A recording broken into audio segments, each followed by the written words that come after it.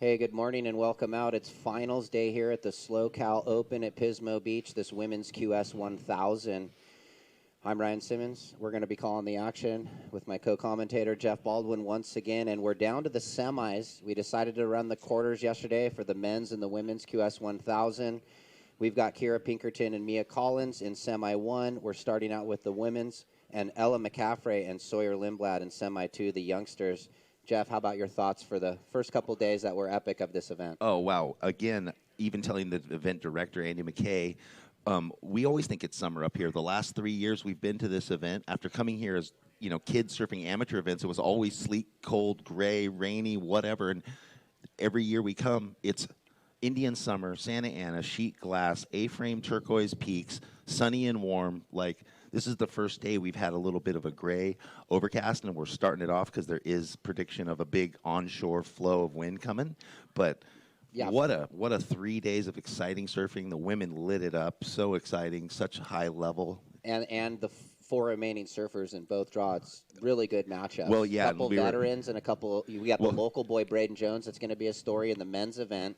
And that's what we were laughing at. The veterans, 17 and a half and 19-year-old are the veterans in Kira and Mia, and then the Ella McCaffrey at 15 and Sawyer Lindblad at 14 and a half in the other. So we were calling whoever 15 yesterday, but Sawyer's still 14. Let's make that correction. Yeah, and so whoever makes the final of them, you're going to have the veteran, so to speak, the QS veteran against the Grom, and the it's just surfer. And they're surfing so incredible.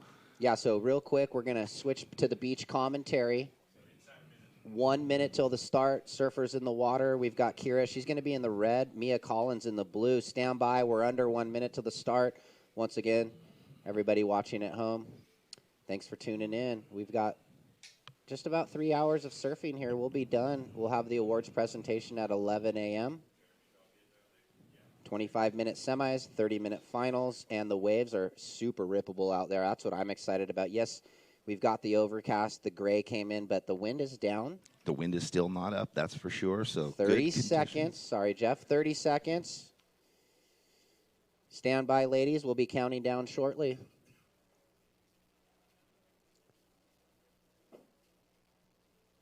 And once I see that 10 seconds counting down, we'll start this heat. Head judge makes that determination, and here we're counting down, ladies. 8, 7, 6, 5, 4, 3, 2, 1. And we're on, Jeff. Finals day. Let it rip. All right. Well, we've gotten ourselves to this point in the event, the exciting end. The top surfers rising to the top on the men's and the women's side. Ladies, the heat is on, so just no horn, sorry. Oh. We're on the 30 seconds into this heat. Let's check in Ella McCaffrey and Sawyer Lindblad. And Ella has been just ripping the rights and going for the bigger maneuvers on the sets that are getting the big scores. And then young Sawyer has been picking the lineup apart and finding multiple turn waves and really turning the rail over for such a youngster. She's got a really good technique, Jeff. Well, I was just thinking, both of them so sound physically and technically when they're riding the waves. So far, they're putting on that front side wrap, really ripping through her shoulders and turning her hips, and Sawyer is staying so low and compressed and really pushing through the tail, keeping the knees bent. Yeah. So check in, ladies, and let's see who's going to start off semi number 1. You can see there the pulled back angle, nice glassy conditions. Well, get underway at 8. Why would we wait? No worries. I mean, you have just such a short event. Normally, without the wind in the afternoon, we'd probably be playing with the perfect tide. But it is maybe right now the perfect tide. So look at this. A couple lines coming in. See if anyone strikes. Mia sitting by the Pure Bowl right. A late drop for Mia, takes off right in the back, hooks it in the corner for the first wave of the event, and she goes down. It is a bit chilly, so Mia's been out there, too, for a little while, warming up before the heat. Paddled out with about 30 minutes to go till the start.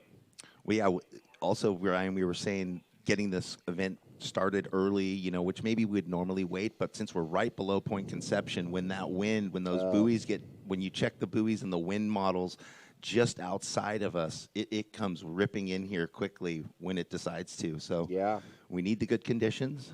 So priority shifts back to red. Kira, you can see her waiting a little bit over on that second peak.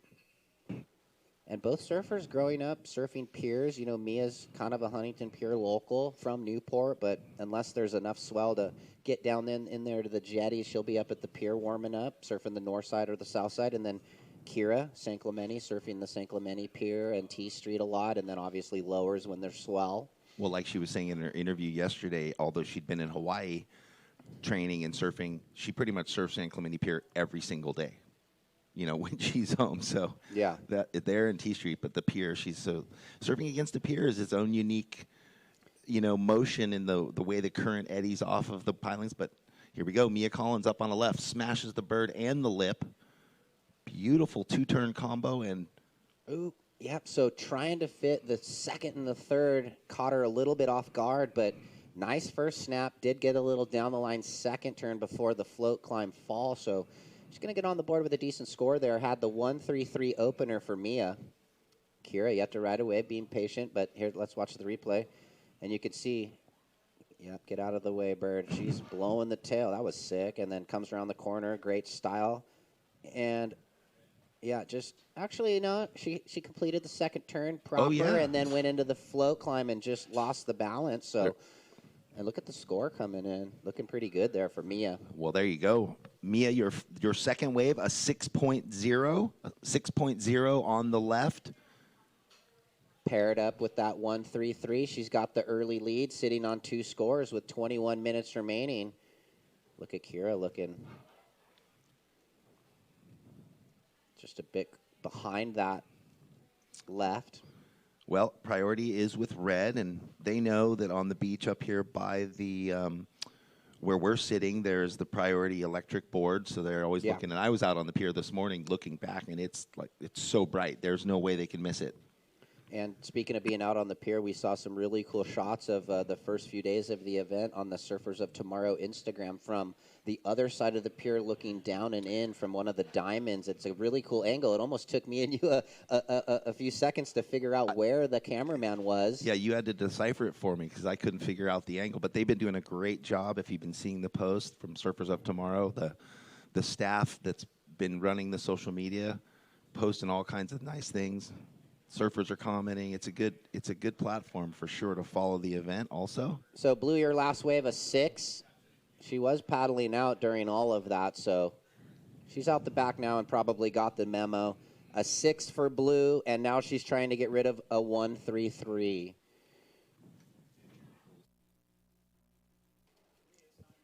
Andrew to the tower, Andrew to the tower. Priority with red, yet to ride a wave, so staying patient, but look, 19 and a half remaining. Plenty of time. Semi-2 should be getting checked in. Ella McCaffrey, Sawyer Lindblad. Well, through the event so far, Kira's always kind of stuck really tight to the pier, Yeah. but going to those where Mia's been surfing a bit wider. And even yesterday in her post-heat interview saying how she doesn't like to sit inside, which is kind of the feeling you get sometimes when you're hugging the pier. It feels like you're sitting inside more as the current's pulling you out. And so for her, her comfort zone was out and away a little bit. Kira obviously getting those rights by the pier all through the event. Looks like there's some determination in a paddle for the surfer in priority number 1, and it's a little runner right from down the beach. Oh, Mia even looked at it, so it might be a good wave. Here we go, Kira. Oh, and catches that outside edge there. It was only going to be 1 turn, though, so Kira just up and down there. So priority shifts back to Blue, and she'll work on that 1-3-3. With about 18 and a half remaining in this semifinal number 1. Let's see what happened here.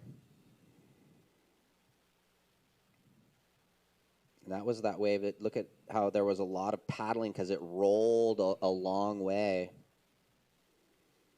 Probably not going to matter, though. She'll reset, get out the back. 18 on the clock. Well, Mia off to a quicker start than those other heats the other day. Yeah. Remember, she spent quite a bit of time waiting and 8 just and really 10 being minutes, patient. I think, in both of the last 2 heats, the quarter and the round of 16. And looks like Kira looking around there on the inside corner. Those waves can be really choice. That one might not have been, but those inside under ones do run off really nice, and they grow as you go down the line. If you can get past that first section, here we go. Kira on her first left, racing down the section, and gets hung up in there. Unfortunately, it would have just been a one-turn wave, but still. Trying to blow the tail out, maybe, trying to get to that corner whitewash. And we had pipe finish yesterday, and congratulations to Wiggly Dantes. Yeah, is he trying to make a comeback trail to get back on tour? That's a 5,000, so that's a nice start to the year. Here's that replay. Akira comes around the corner, and, yeah, just a bit late, it looked like, to the... Well, you could see right there the wave bent out to see bend out a little bit. Bunch of feet. But, yeah, who knows with Wiggly? I mean, he's traveling all the time, and I mean, he spends so much time in Hawaii. Why wouldn't he be in the pipe event having fun as he spends, all his time there at the Rothman compound? And, maybe he was just having fun getting barreled at pipe, one of his favorite waves on planet Earth. But that's got to definitely, make you think, right? Yeah. Go hard this year. Here we go. Blue.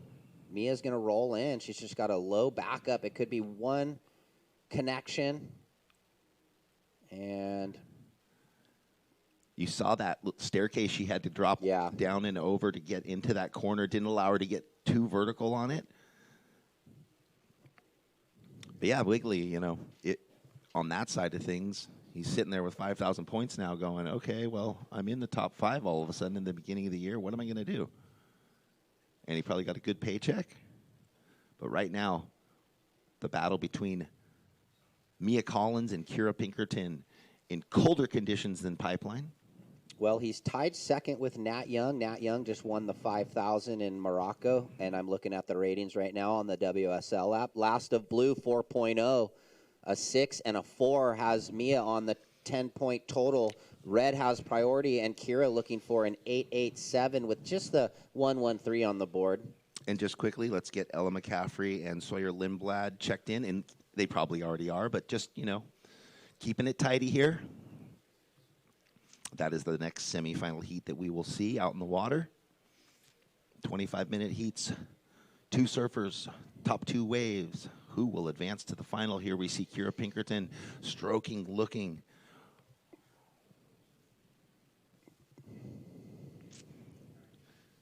So Kira looking. Yeah, she was still outside, so she had a look, but Mia was inside of her. Ooh, Mia going to turn around on the way back out, try and better that 4. And not going to do it there. So, yeah, just for the viewers at home, that's why Kira didn't lose that priority. Yeah. She was out the back far enough that even though the paddle, it didn't matter, she reestablished it. We've had, through the days, a lot of priority changes. Well, in those 4-man heats, and with how consistent it was, there's going to be a lot of jostling around the lineup.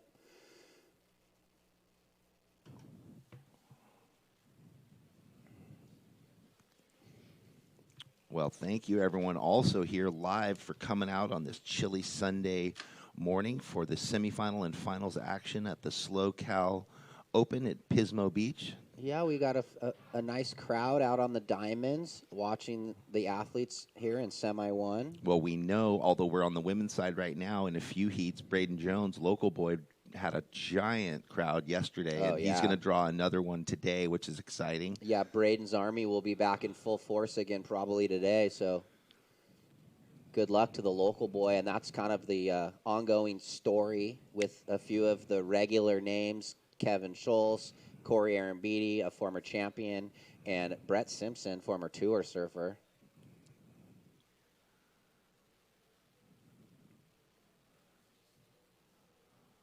And 13.5 remaining.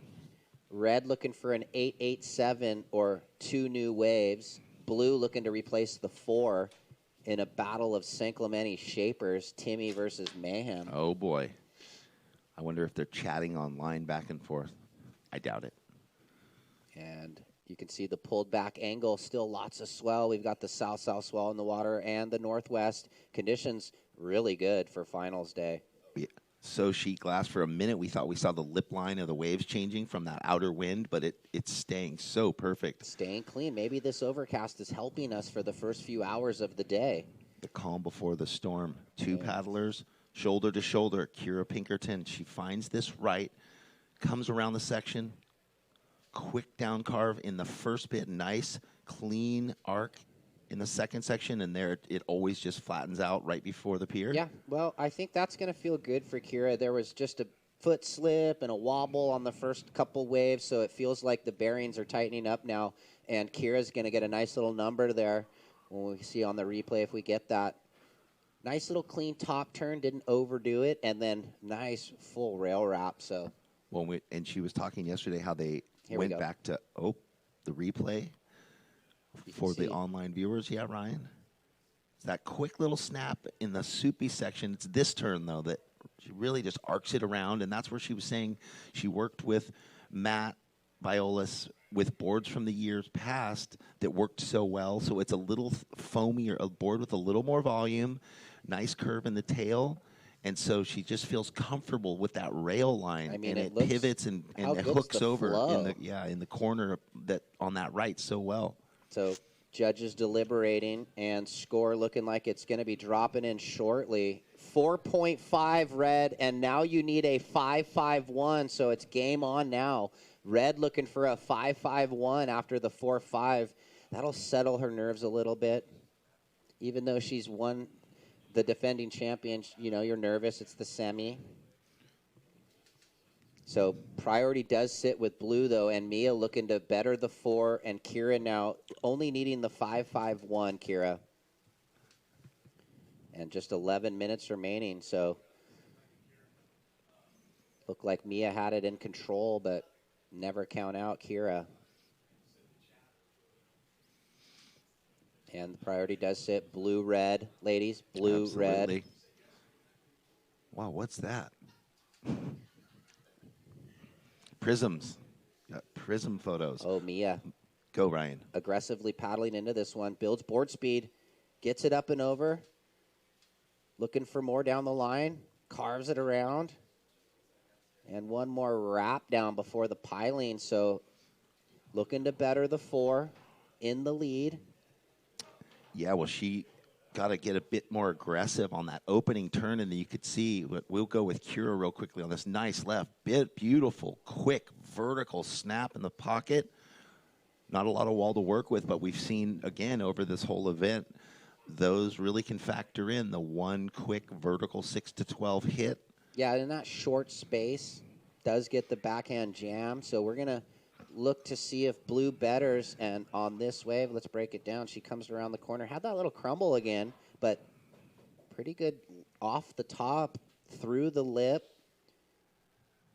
Slopey section, gets the wrap, and carves it right there. So is that going to throw away the 4? And then we had Kira on the backhand right behind, trying to answer back, and we're waiting on those numbers. And this was that replay right here. So quick up and under, tags the lip and brings it down. The requirement might go up, and it does a little bit. 4.87 last of blue, and now red with priority needs a 6.37. Scores dropping in for Kira, though. And she might better the 4.5, which will cut down on the task needed. Stand by red. Well, and we know how consistent the judging panel has It's been the right entire there. Yep. event so far for that type of move on the backside. And there it is, 5.43 red. You now need a 5.45. You have priority. And interesting across the women's and the men's. Yeah. Regardless, goofy foot, regular foot, that one section turn, if you can go vertical, down to the bottom, straight up, it comes in around that number. 4, 5 to 6. You can do it with one big turn on a set, and there you go. So it's Mia Collins in the lead, and it's neck and neck, 10.87 to 9.93 total. Kira needs just a bit more than her backup. She needs a 5.45. Which is kind of interesting. Back to the one turn left or right, depending if you're goofy, Yeah. and it's a really critical, big hit late in the lip. Because you got the three types of waves here. You have the running left Yeah. that's a little fat, where it's kind of horizontal, Where you have to fitting create, it in. yeah. Or four times. There's the left down the beach that's really vertical that you get multiple turns on. There's the right to the pier that opens up for two big, beautiful critical turns. So the judging panel kind of having to weigh out all these different type options to be fair up and down the playing field. I think I just saw a couple free surfers. You guys need to move north. You're infringing on the lineup. Couple free surfers over there. Please move north. Thank you. Wow, Ryan. 7.5 minutes left in this first semifinal heat. Mia Collins in the blue out in the lead with a two-wave total of 10.87. Kira Pinkerton with first priority in the red in second, needing a 5.45. So anyone's game right now. We know that. We haven't really the best score, the 6. So Mia just on the low end of the good range, and they're taking advantage of everything that's come in. And they're just waiting for that one really good wave, like you said, is who's going to find it. Red's got priority. She needs the 5.45 with 7 minutes. Should be checked in, Ella and Sawyer. Yeah, because Mia's left, where she got the 6, was the two nice arcs in the corner, but then couldn't get the rail up onto the foam for the finish. Could have gone a little higher, but still. So that type of wave, free surfer up the beach. Come on now. 6.5 remaining, and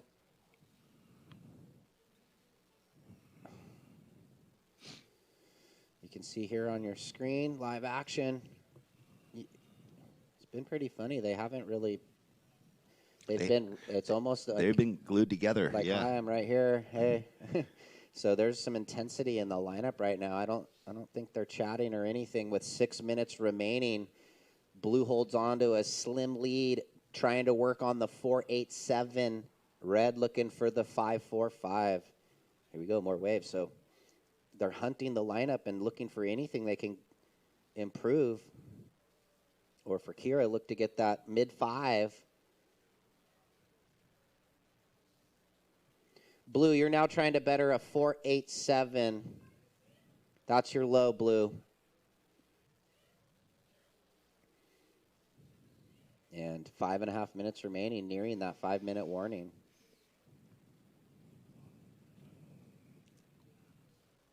Well, maybe it's just that the right that goes right into the pier, there just haven't been as many of them. Yeah, it's different than yesterday. Little different we angle. Had that little southern pulse, angle. which I don't know if that's still in the water today, which was creating those opportunities right up into the pier. Yeah, I think it might be.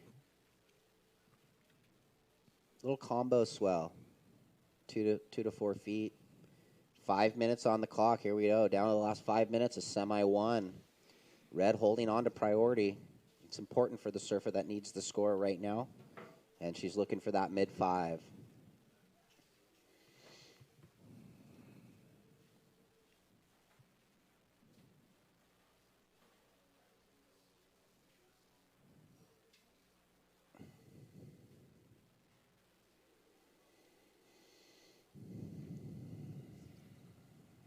Ooh, there was a little running left. Well, you can see on your screen. That's like the little bit over. We've seen that wave. It was right where they are. It just was inside. 10 feet inside them, and they maybe, on this sandbar, you can't see those when you're sitting looking out towards the sea. They just happen to they pop up right past you and under you. Okay, we have 2 free surfers. You guys are in the contest area. We need to have you move north over where those other guys are, please. Well, in the gray, is this something popping up? Nope. 4 minutes. Wow, so Kira, no stranger to the clocks winding down, holding priority, knowing exactly what she needs, and her history so far through this event has been getting those big scores in critical moments. But right now, Mia Collins out with a small lead, or enough of a lead. Kira needing the 5.4. Here we go. Building a lot of board speed. Jams the layback, power hook, and just can't hang on. And that would have been a big score for Kira. Going for broke, and it just got tucked up under her. So the priority shifts back to blue, and with 3:15 remaining, Kira's still looking for the 5.45.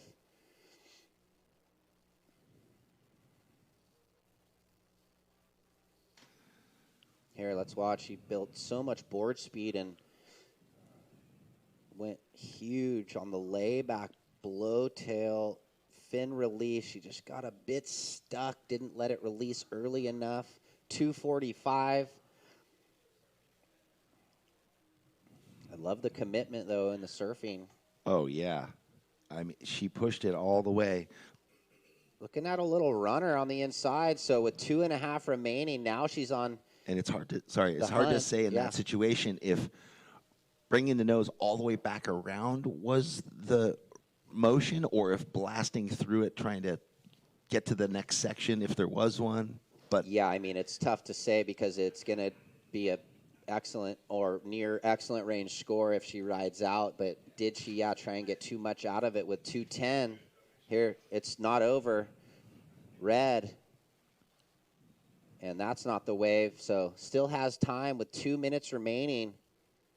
And blue holding court out the back, Mia Collins.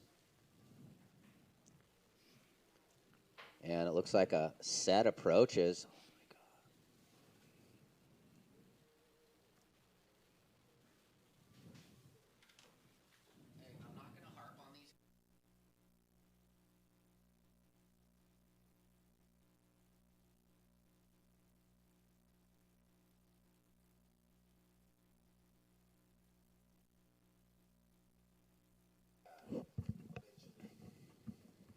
all right, we are down to 1 minute and 20 seconds. Mia Collins out in the lead with priority. Kira's been fishing around, hunting around on the inside. We see the next competitors outside. Other competitors, stay there by the pier, please. Yeah, you'll Thank have you. that time to move into the lineup. 1 minute. Down to the minute. So let's see where Red makes it into the lineup with 55 seconds. Well, you know that Mia's going to be shadowing Yeah, Kira so, right now. I mean, Kira's hoping for a pair of waves. Still looking for the 5.45, Red. 40 seconds.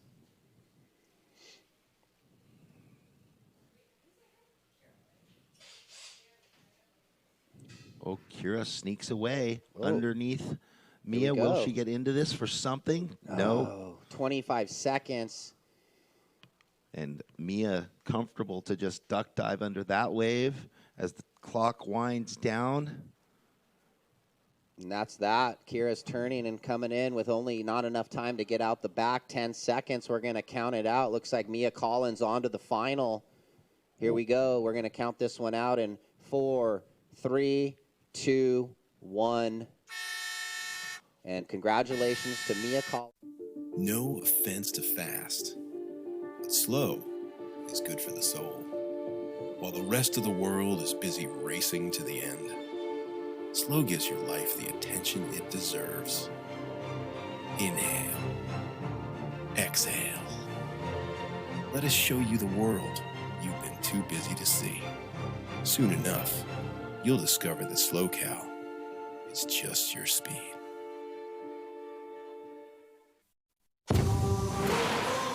How do you know you're in the presence of a legend?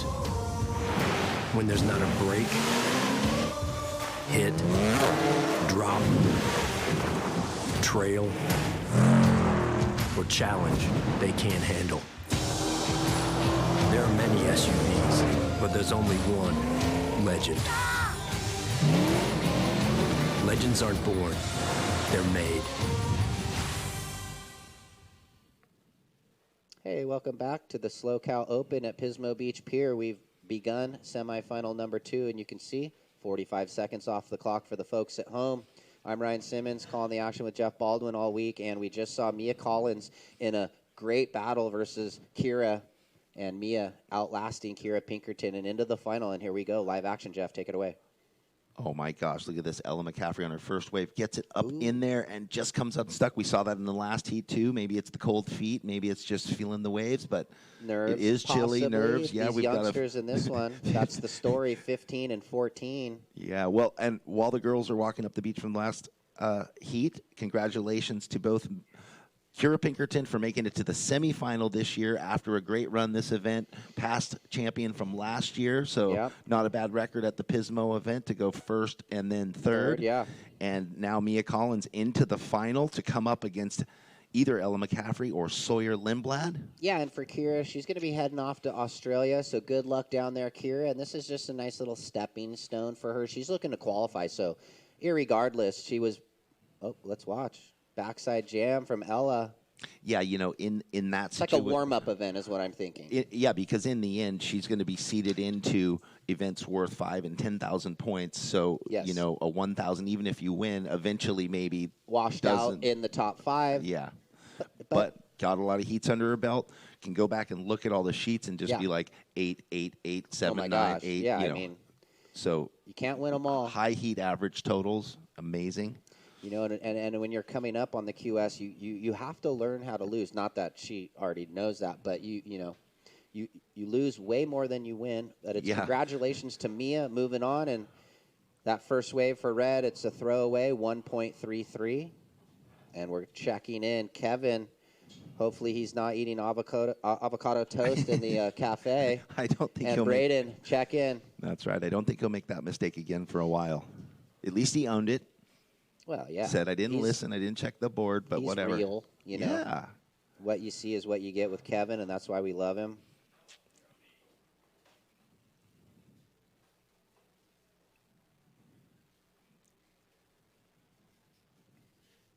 So shout out to everyone that's washing down in San Diego, cheering on Ella McCaffrey, no doubt. The whole Seaside mob. Yeah. All the Groms she surfs with all the time. Their folks, their brothers and sisters. Big crew down there. And I'm sure it's the same for Sawyer. Yeah. With her posse. For sure. Oh, St. Clemente crew's tight. Oh, yeah.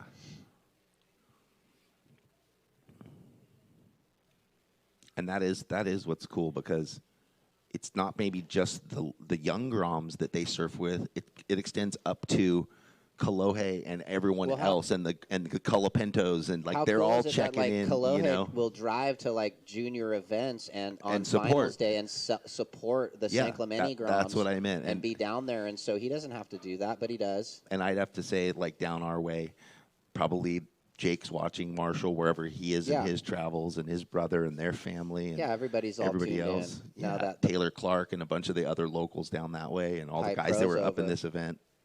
TC. He's a lifeguard now, ripping it up. Okay. That's a good job. Sawyer Lindblad on her first wave. Wow, there we go again, putting so much torque into every little turn. Couple little snaps there. Yeah, that wave got a little tricky there in the inside. Yeah, it was kind of one of those inside waves where you're trying to manufacture a score. Sounds like we have Kelly downstairs with Mia. Yes, I'm here with Mia. Congratulations on that heat win. Thank you so much. Into the finals now. And, okay, you guys were sitting right next to each other out there. I have to ask you, what was the energy like? Were you guys talking? How did you feel? No, we're both really strong competitors, so when we're out there, it's all business. And we were sitting close to each other, because we don't want to give each other an inch out there. So it was a really good heat, and I'm stoked to make it through. And the conditions are a little different today. Yeah, it's a little bit smaller, I feel like, but there's a couple more corners than yesterday. It's a lot colder, but yeah, it's still fun, so it's looking like it's going to be a good final. And you have about an hour before your heat again. What are you going to do to stay warm? I'm going to try to defrost my feet somehow. I don't know how that's going to work out, but that's the goal. You need to go find that hot tub at the... Yeah, hopefully. Good luck to you. Thank you so much. Back to you guys. Well, thank you. It's so funny. It's so disarming. So, right, they're out there. Yeah. They want to kill each other. They're not going to give each other an inch. But then you do the love interview. The insight. Well, but the voice is so sweet. Oh, well. It's just like the cutest thing. You're like, how can they be so vicious in the water? Because, but hey, that's Mia how it is. and Kira both have the killer instinct. No, so. I know. And this wave came in 267. She's been looking at these waves all event long, but this one was just a bit slopey slow. Yeah. Anyway, it's a 267, and red only has a 133. So these ladies are just starting to probably relax for 15 and 14. I don't think either of them have ever made it in a QS 1000 into the semi. So this is new territory. Well, you It's know like what? I was watching the golf tournament yesterday, and Wyndham Clark, he's like a new name out there, first year on tour, and he was starting to make some mistakes. This is the last of Ella. She's looking for that big front side hook, and the commentators were just like, well, he's never been in this position. So once you get there, you gotta deal with it. Learn how to be there. Yeah. Well, I was laughing too at Mia's, saying, "Oh my gosh, it's colder. My feet are Oh my frozen. gosh. I'm going to thaw." Because there you go, two SoCal surfers that don't wear booties all the Yeah. time. Same with these two young ladies in this semifinal. No booties. No booties, and it is colder. Just the air temp is a lot colder. And that's 54-degree water, which Yeah. is very cold. And sometimes you go into those the semifinals and that you're nervous, so your body Oh, yeah. temperature changes with Yeah. nerves. That's where breathing comes in. The good Oh, warm yeah. up, calming breathing. And priority, red, blue. Red has a 133, and blue has a 267. And we're checking in Kevin and Braden.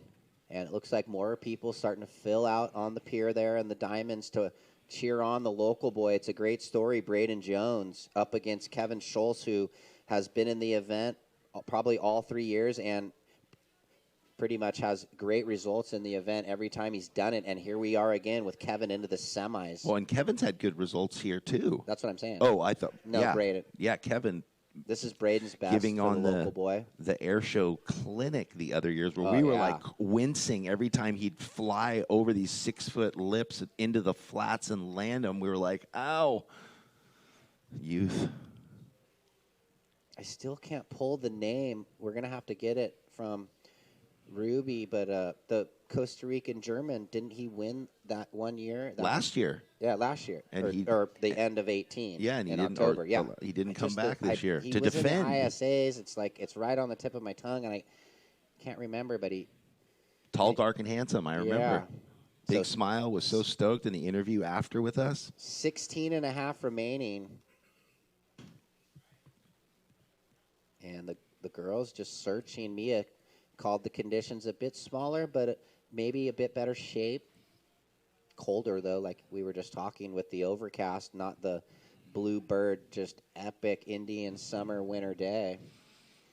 Well, what's going to happen? Just a pair, just ones and twos and 3 waves ridden so far. 16 minutes left in semifinal 2. Yeah, we'll there be- hasn't been much opportunity, regardless. Yeah, the even immensity the waves of, that of they kind of making the final is yeah. probably playing into the program right now. Ooh, Ella committing. Here's this runner right that she's been chewing up all week. Nice first hit. The wave's kind of backing off, and that's it for that. But in the scheme of things, Yeah. one quick carve in the nice section with a nice flowing bottom turn to lead into it. Priority shifts back to Sawyer. She's just got the mid-2 on the board right now as we wait for that third wave for Ella. With about 15 and a half remaining of this 25-minute semifinal number 2. This could be the replay of that last wave. Found a little bit of open energy. Nice off the lip. And that patented 4 wrap. Oh. Well, there it is. Ella, your last wave, a 3.5.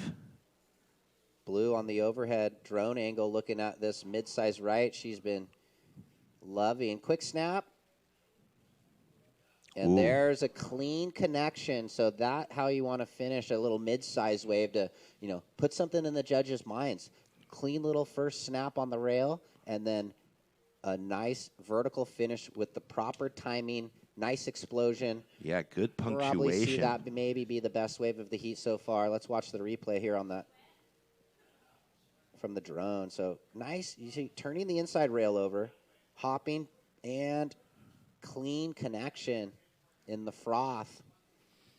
Ella, your last wave was a 3.5, just in case you didn't hear it paddling out.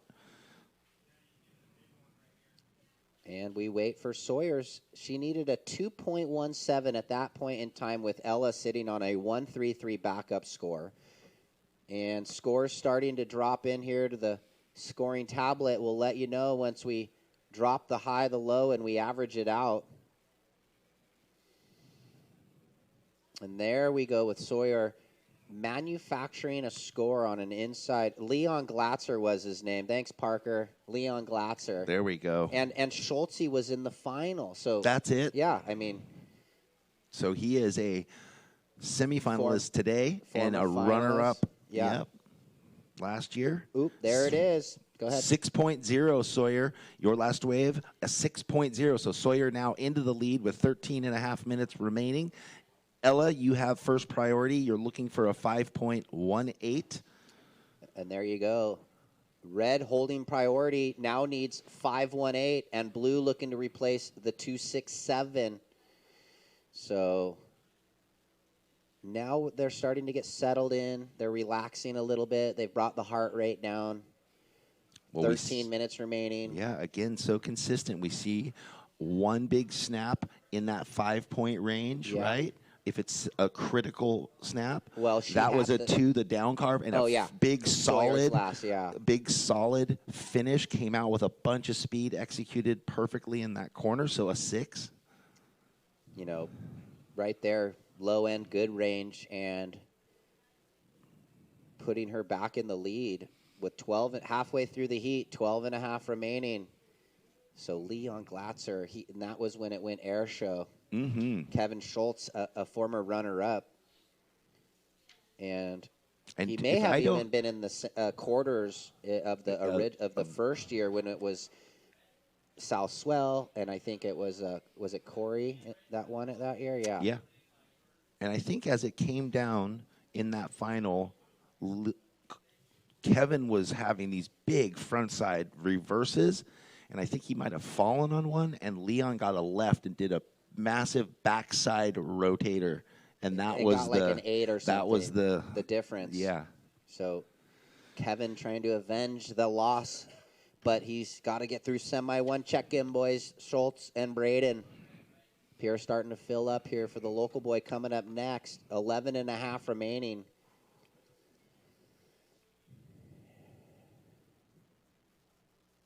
Yeah, and when you were talking about, looking for the one big turn, I just was thinking about Ella in the quarters when she hammered that snap and got the second yesterday in the afternoon against Tia, and that kind of changed everything in that heat. And we just haven't seen that come in yet. A little bit fewer opportunities today. Yeah, where, through all of yesterday, Kira was just gobbling those up, and then also Ella and a few of the other ladies, but they just haven't really shown today. Different swell angle, a little maybe, and the dying swell. But the middle of the beach has had some good waves. So I bet when we see the men paddle out, maybe someone surfs more up the beach. Well, we did see that yesterday. So, because there is a big playing field, big sandbar up the beach too. 10 and a half minutes. Oh, there we go. There's that big whip in the corner. We're watching Ella. Another one. Will she get one more little check? Nope. Runs out of space with pilings covered in barnacles and mussels. So I'm sure we'll get another little look at that. Priority shifts back to blue. Sawyer trying to replace a 2.67 as we wait for that last wave. This one right here for everybody watching at home. Throws it on the rail. And gets around and hits that section there. Looking for a 5.18. Yeah, unfortunately, that's a 3.17. Ella, your last wave, a 3.17. That second section just not allowing, not standing up for her to execute something critical, bit of a foamy, falling apart section. Well, beautiful first turn. Oh, yeah. Turned the rail over, and then, it chased down the line on her a little bit. Still plenty of time, 9.5 minutes here.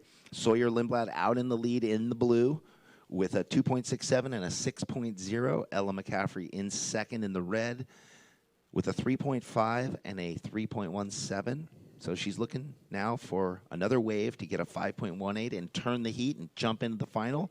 One of these young women will make the final, obviously. 9 minutes. 9 minutes remaining.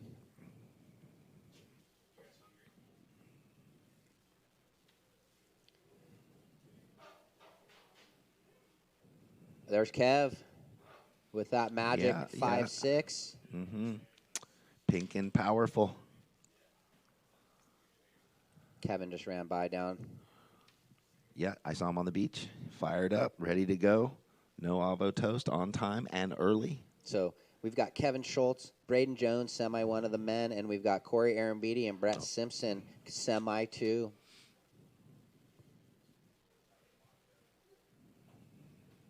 And this one yet to be determined with 8:15 remaining. Still some low scores as of now.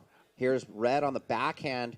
Jams it quick and clean and comes undone, though. Oh, so critical. Because in those scheme of things, Ella has those 2 3-point rides, which if she got a better score than her backup at this point is better than Sawyer's 2.67.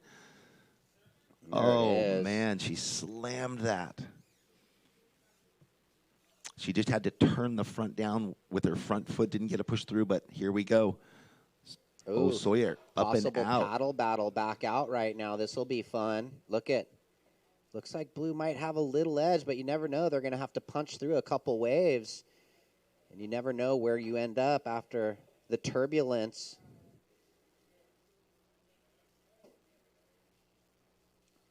But it looks like one of the surfers is a little further out. Blue. Blue with priority. Blue got out. She cut out quick enough, very strategic, knowing that wave wasn't going to offer anything, and then scrambled back out to hold priority with 7 more minutes. Ella had the opportunity to really smash it and get those points. Came unstuck, unfortunately. She will get back out and reset. Look at that left. So there's a left off this kind of second base off the pier. You need a jet ski to make that one. That was a quick one? Yeah. I mind surfed that one a little too good. Yeah. Okay. So 6.5 remaining. Priority sits with Blue. Sawyer looking to replace the 2.67. Ella just looking for the 5.18 right now. And waves continue to pour through the lineup. Really consistent. Red on the inside corner. Little slash back and hits it there. But that wave, when we know it goes so far in, there isn't that much concave to the wall. Yeah, the She'll rights look for a better one. Yeah, the rights are definitely challenging the surfers this morning. Like, just not giving them what they need to go into past that range that they've been in, the low 4s. And so another paddle by Sawyer, but Ella might be inside. Yep. She probably saw that. Here's that replay of Red. And we've seen these size waves. If they double up, you could get a 5.18. This one looks like it's a 2.33, but good thinking. 5.5. That's right. 5.5 remaining. Ella in second priority, Sawyer in first priority, and Sawyer in the lead. Might have found some open wall. Down the line, speed float. Nice gouge. And looking to just button this one up here on the inside. Wraps it back. So young Sawyer knows she's got that mid 2. And, well, here we go with 5 minutes remaining. Will she replace the 2.67? That's okay. That's great. Thank you.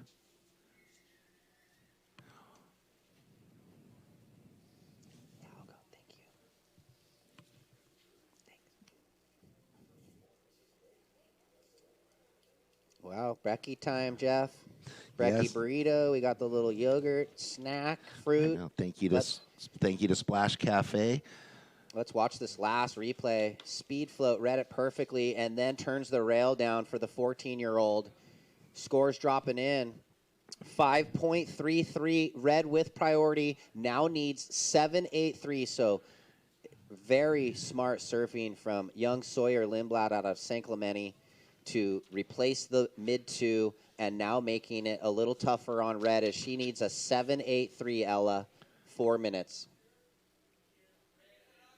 Well, you're going to have to look back right now and think that left that Ella had that she came unstuck, that big vertical snap. the big one jam, that was the ticket out of that situation at the time.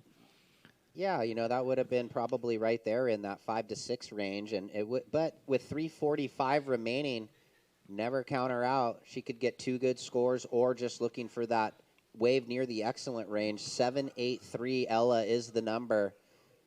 And not sure where Sawyer is in the lineup. Probably paddling back out still. And just getting to the lineup now, I think. For the youngster, 14 and a half. Priority with Red, 3:20 remaining.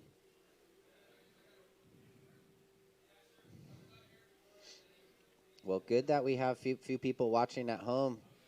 Parker Schwartz sent me that name.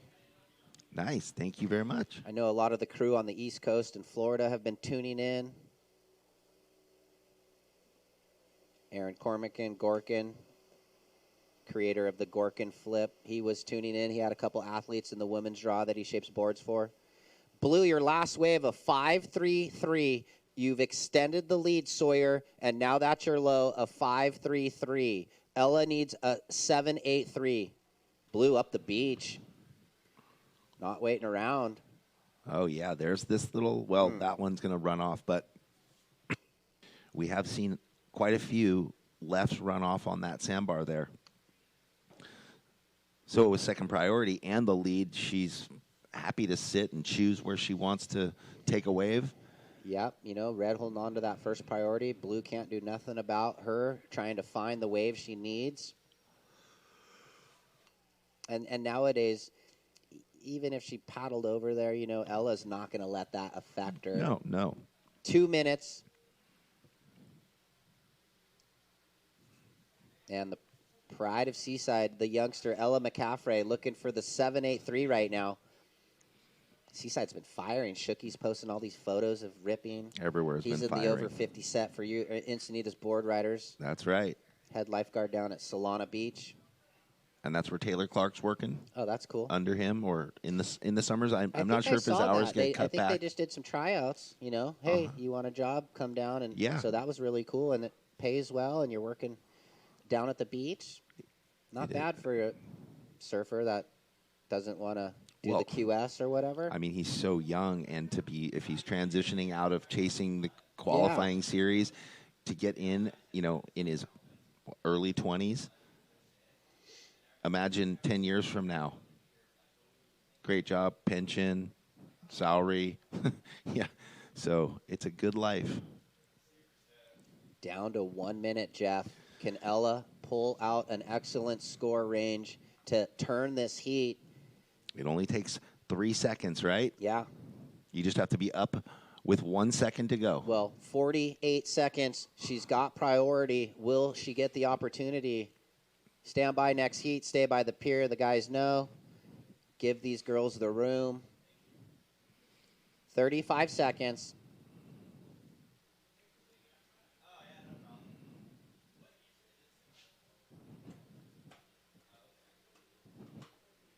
We are winding down, Ryan. We are almost to 20 seconds.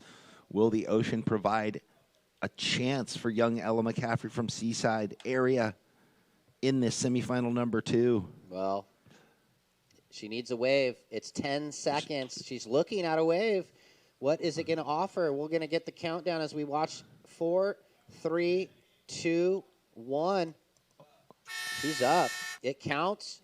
Quick wrap. And power slash carve through the pilings. Chicken skin. Wow. Well, where will this go? She got the opportunity. She couldn't have asked for anything more, sitting with priority. And we'll wait on that. Fast can wait. Slow will set you free. Because here in SLO, slow is not falling behind. It's the freedom to catch up with the things that matter most to you. Soon enough, you'll discover that SLO is just your speed. I don't really remember when I caught my first wave, to be honest. I just remember we would go to the beach a lot. As I got older, I progressed at surfing, and I began surfing Mavericks and living in Northern California and applying all the techniques to surfing big waves. It's like nothing else.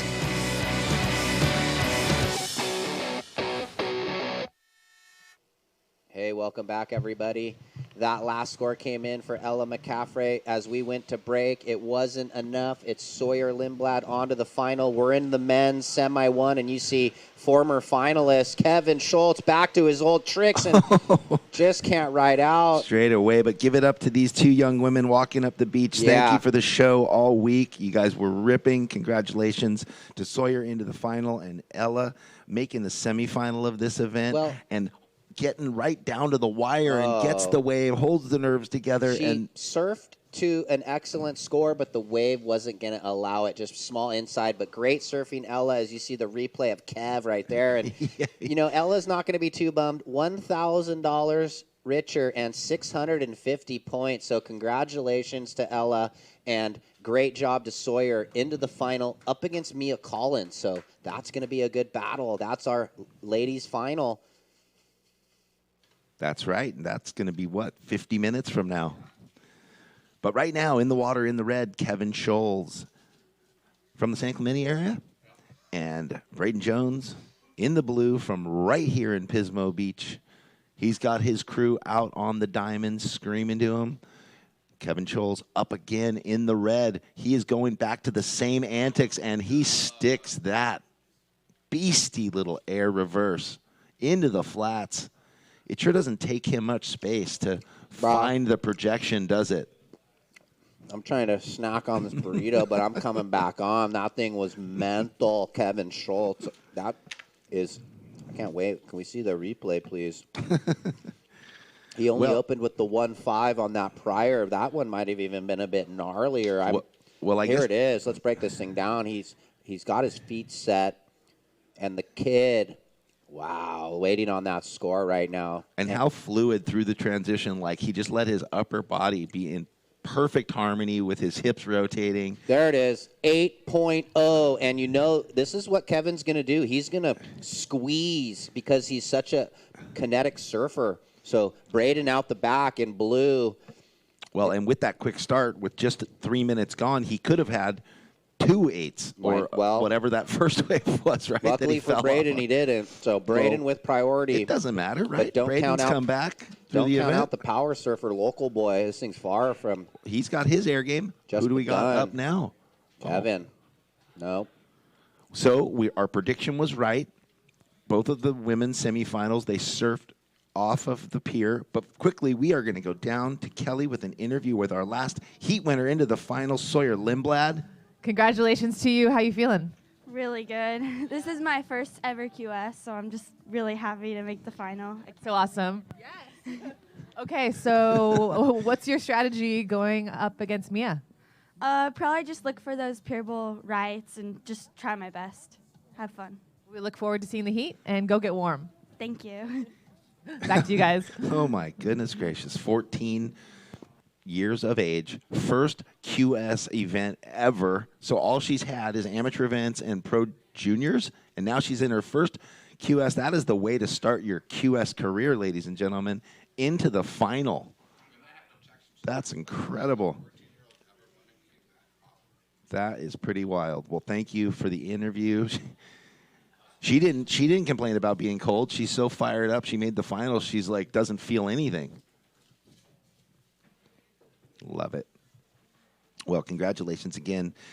In the water right now, Kevin Scholes in the lead. He has 2 waves. His second wave, a monster air, completes it, gets an 8.0. So Braden Jones in the blue with priority.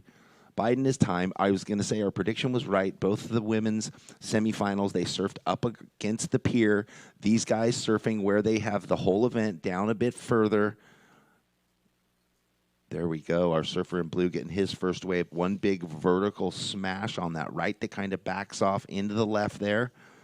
That's where both of these athletes have been surfing the whole event generally. for the bulk of their heats.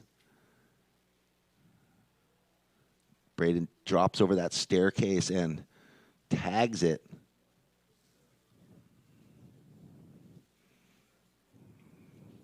So priority now with red. Braden on the board. And 20 minutes remaining in semifinal number 1. Thanks for coming out to the SLO Cal Open here. We're going to do a quick call for semifinal heat number 2, Corey Arambidi and Brett Simpson. Corey Arambidi, Brett Simpson, I'm sure they are checked in, consummate professionals. What are we doing? Corey Arambidi, past champion here. Anyway, Braden Jones, a 5-5 on that opening right that you just got, a 5-5. So now, Braden, you are looking for a 4.01. Kevin in the lead with priority. All right. Braden down. Nope, that was going to run away. Sorry. Quick up and out. Well, thanks for joining us here at the SLO Cal Open, Pismo Beach, QS 1000. We just finished up the women's side of the draw, the semifinals. The final is set now with Sawyer Lindblad and Mia Collins to come shortly. This is our first semifinal of the men's. We have Kevin Scholes, who came up runner-up last year in the event, back in the semifinal, fighting to get back in the final again. Corey Arambidi in the next semifinal, the event winner 2 years ago. Braden Jones finds another one of these right, a quick hit, set up, and what's going to happen? Speeding down the line, carrying his speed nicely rail to rail, and the wave just fizzles out on him. So with him being under priority,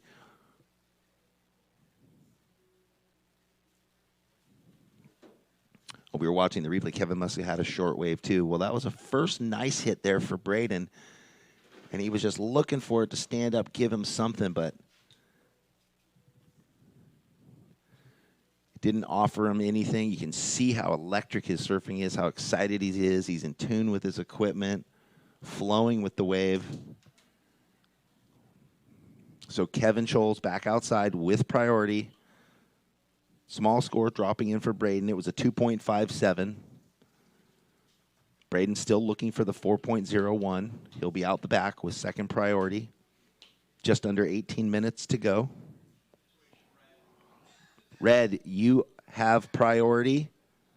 You have a 1.5 and an 8. There's 17 and a half minutes to go. Braden is in second with a 5.5 and a 2.57. Oh, my. Look at this outside bomb. Kevin Scholes on one of the first rights we've seen like this. Big carve down. Goes into that under section and slashes the lip apart. Oh, brother, did he come into that with speed after he aired over that little staircase and just whipped the meanest backside snap in the corner.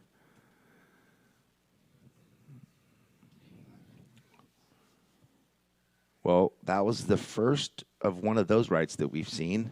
It looked like it was going to run off more on a shoulder, and then it hit that inner sandbar, Ryan. And yeah, the double up. He snapped out the back and then read it perfectly and went down raced and in. down. He was all quick with it. And then meanest finishing snap, early snap, but it was connected and powerful. Yeah, he came out with G-force. So Braden Jones in the blue out the back now. We're going to wait on that score. There was another little throwaway for Kevin in between, which is inconsequential. This next score is really the one.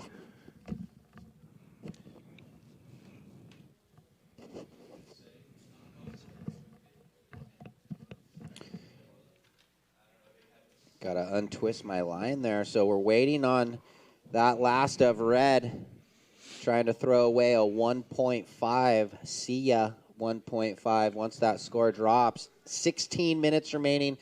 Braden's got the 5-5. So it looks like we're just typing a up and down score for red before we get to the last wave. Priority to blue. Braden committing. He's up the beach on the second base left peak, and there's some really good ones. Big hack. Late snap and just comes undone, but he was well on his way to a big score. You can see how much energy he was putting into that wave. Well, the score There it drops is. for Kevin Scholes. last right, an 8.37. So now Kevin out in the lead handily. Braden comboed at the moment due to Kevin's 8 and 8.37. Wow. So Braden's score will drop in. First beautiful setup for There it is. vertical attack up high and tight in the corner there, kind of airdrops. You can see him go to his tippy toes and then just couldn't pull it up into the lip quick enough.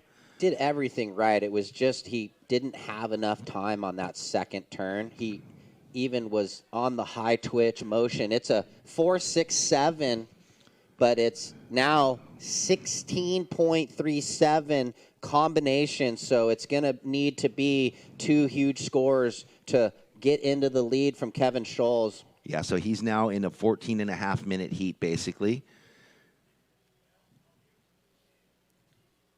Looking for 2 massive scores to come back and fight to the final.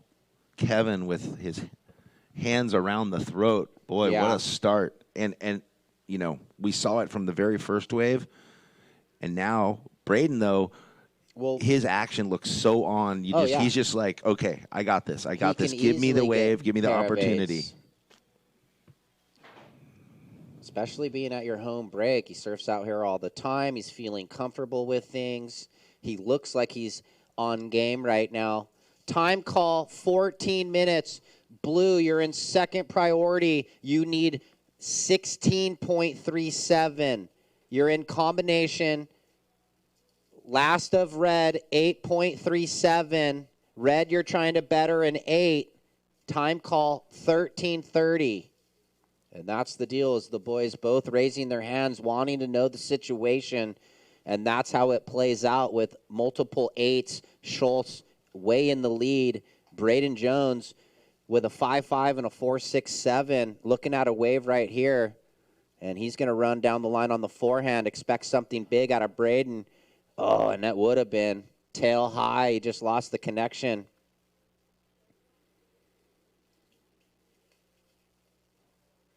"13 minutes. Let's watch the replay." So he knows, like you said, he's got air game too. This is the one where he just blasted the lip and went power surfing. Just a bit late. We talked about it right there. That would have been a big score. That first jam was, he's got that power, so it looks really good. Yeah, you couldn't have given that first section any more leather. Belted You know, it, and right? then if that second one, if he could have got the fins up and over, but woulda, shoulda, coulda. But I guess what we're just saying is his surfing is so on point. Well, it looks like it, yeah. You got to sift through some waves, though, right? 12:20 remaining, guys, halfway through. Wow, that's a lot of action in the first half of men's. Semi 1 should be getting checked in. Downstairs, Corey and Brett. Quickly, too, I just wanted to thank all of our incredible sponsors while we have a little break in our surfing action. Vista SLO, Dignity Health, who was running free checkups yesterday. Thank you so much for that, for the public and the athletes. Jeep, the official WSL sponsor. 805 Beer for 2 functions that they put on for us, and just supplying the judges with tents and being so helpful and supporting this great event. Midstate Containers, Vispara on Ocean, thank you so much for the accommodations the last 4 days. It's been a pleasure being there. Thoroughly enjoyed it. Can't wait to, I posted some things on Instagram, and people keep saying, love that resort. So a bunch of my friends have already been there. To the city of Pismo Beach, thank you so much. Do we have any surfers up? Nope, not at the moment, sorry. Thank you to the city of Pismo and the public and everyone supporting the event, being happy, healthy, and clean. Peak Wi-Fi, Natural Healing Center, Cool Cat Cafe, who supplied us all the staff food the first 2 days of the event, Thursday and Friday. Hubble Real Estate Group, Mechanics Bank, Pack Design Group, Sunrun Solar, Aqua Systems, Splash Cafe for yesterday and today's beautiful meals. Mosh Pit Digital, who helps set up all the websites and runs the Instagram, I'm pretty sure. So thanks for doing a great job. Sunshine and Rain Photography, Surfing for Hope, catch some air, whalebird kombucha. That was delicious. Thoroughly enjoyed the cups I had. Errand rentals, setup equipment, sex wax for supplying the athletes with wax so they're not slipping out there.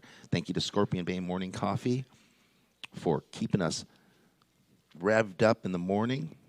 And again, to all the staff and volunteers for coming out, offering your time, and being so gracious with us, the commentators, the judges, everybody involved in the event, and the athletes. So great job, everyone. So back to the semifinal here. Kevin Scholes out in the lead with just under 10 minutes to go in the red with a 8 and an 8.37. Braden Jones in second in a combination situation up against it. He has a 10-minute heat, so he is in go for broke mode right now due to the stranglehold that Kevin Schultz has put on this heat. Well, and I think, that's the respect that Kevin has for Braden. He came out firing. Yeah, it was kind of, who was going to do that first. So 9:15 remaining, priority red-blue, and we know blue looking for a couple waves here. So the reset button has been pushed, and he's got 9 minutes, so he's got plenty of time. Kevin looking to throw away that opening 8. He's got the 8.37 also with probably one of the meanest backhand jams we've seen of this whole event. Yeah. The early snap on a pretty critical hollow section. Well, look at this weather change. It was all so out. gray and foggy. The sun on the hills, which we couldn't see before, sun on the sand.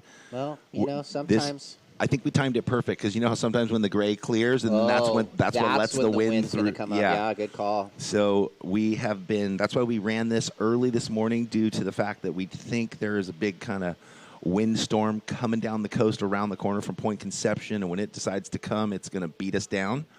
Just a quick notice, those guys free surfing, you can see blue has moved up the beach. So can you give Braden some room, please? Can we just move those free surfers paddle north just a little bit? Because Brett might even surf over there, not really sure. In semi 2, he's been up the beach. So free surfers, could we get you guys to paddle north a little bit? Thank you. 8 minutes remaining, Jeff. In this semifinal number 1, we know it's Mia Collins up against Sawyer Lindblad in the semi 2. Sawyer's first QS, her first final, obviously. It blows me away that these guys do airs at will all the time, land in the flats at high speed, but they're so on it with where they're launching from and landing. I know they break a lot of boards, but it seems like they'd break 10 times more boards. If I was trying airs like that, I'd be breaking a board every session. Well, and Kevin and Braden, they're just like launch, land, here we go, in the blue. Braden Jones up on a right, going through the froth, looking for something, and it does not offer. He kind of slumped the shoulder, a little frustrated. Yeah, He's the cavitation of the whitewash. Just nowhere to go. You could see the intensity. Oh, we're going back to this? Well, this was the wave that he had all the potential. I mean, he just shellacked that first section, if you're watching online, and then just couldn't get it up and through on the second. That probably goes excellent range for power surfing. So he can match the airs with the power surfing. Yeah, if he could have gotten the tail up in the lip on the second section, and he wanted to, come out with speed, I would say yes. Excellent.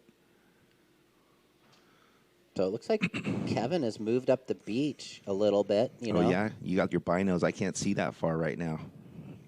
So 6.5 minutes remaining, and it's all Kevin Schultz right now. He's runner-up the last time we held the event, October of 2018, and he's looking to go one better.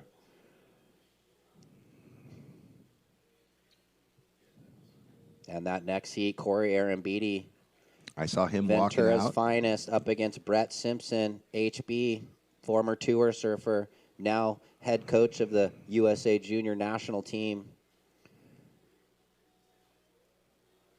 So it looks like, is Braden coming back more towards the middle? Well, he's surfed all over. He's surfed all 3 or 4 zones of the whole lineup during the week.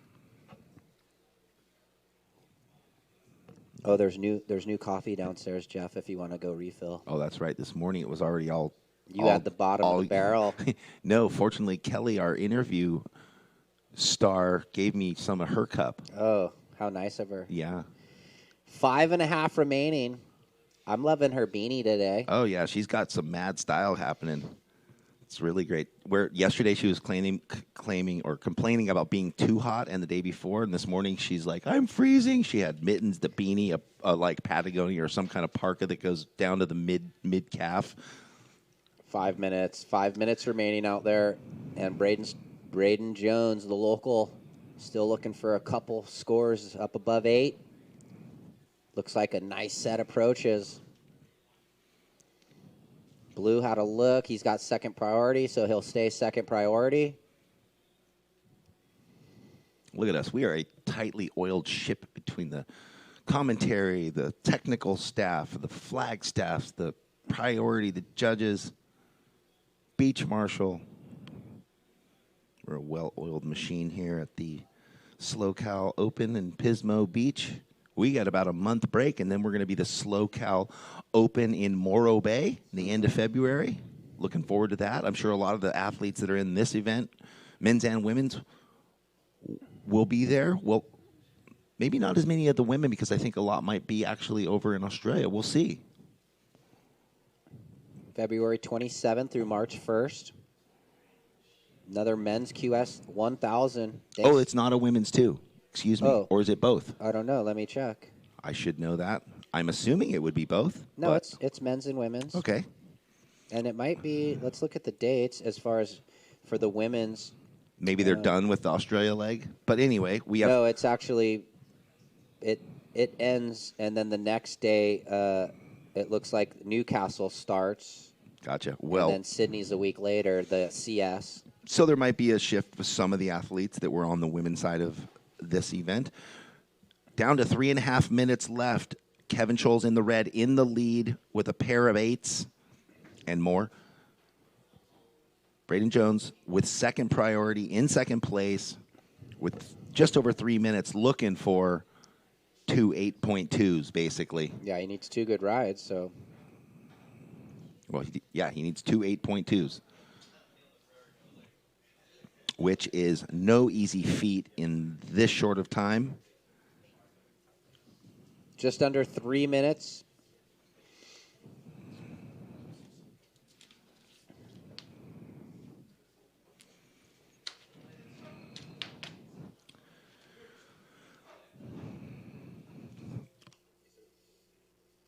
And we're going to need the free surfers to move. It looks like Brett's paddling out up the beach. So free surfers on the north end. Hate to harp on you, but you guys are in the contest area as we see Brado up and riding. Nice vert hack. Floats it and jams it. So if that's over a 637, it'll be now a one-wave and then target. A 10.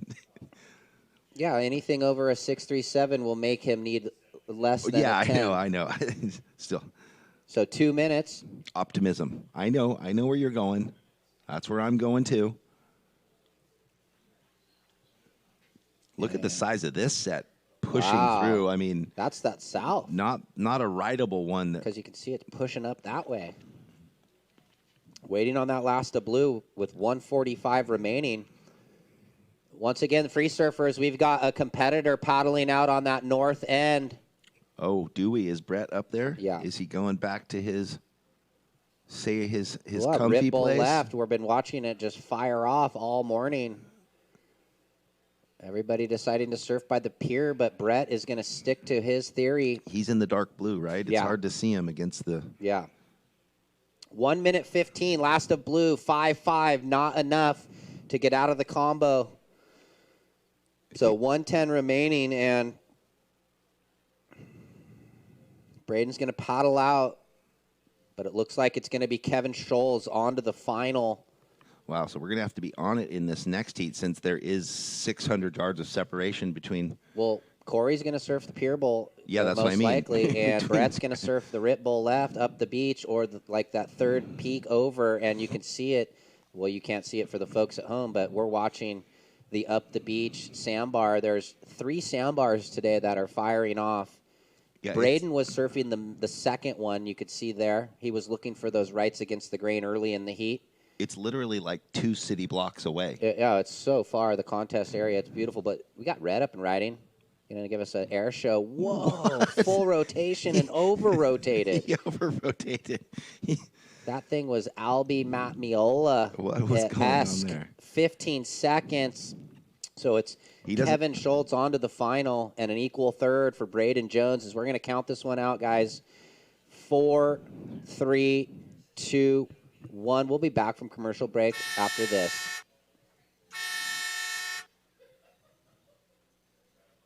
Stand by, heat 2, semi 2. No offense to fast, but slow is good for the soul. While the rest of the world is busy racing to the end, slow gives your life the attention it deserves. Inhale. Exhale. Let us show you the world you've been too busy to see. Soon enough, you'll discover that Slow Cow is just your speed.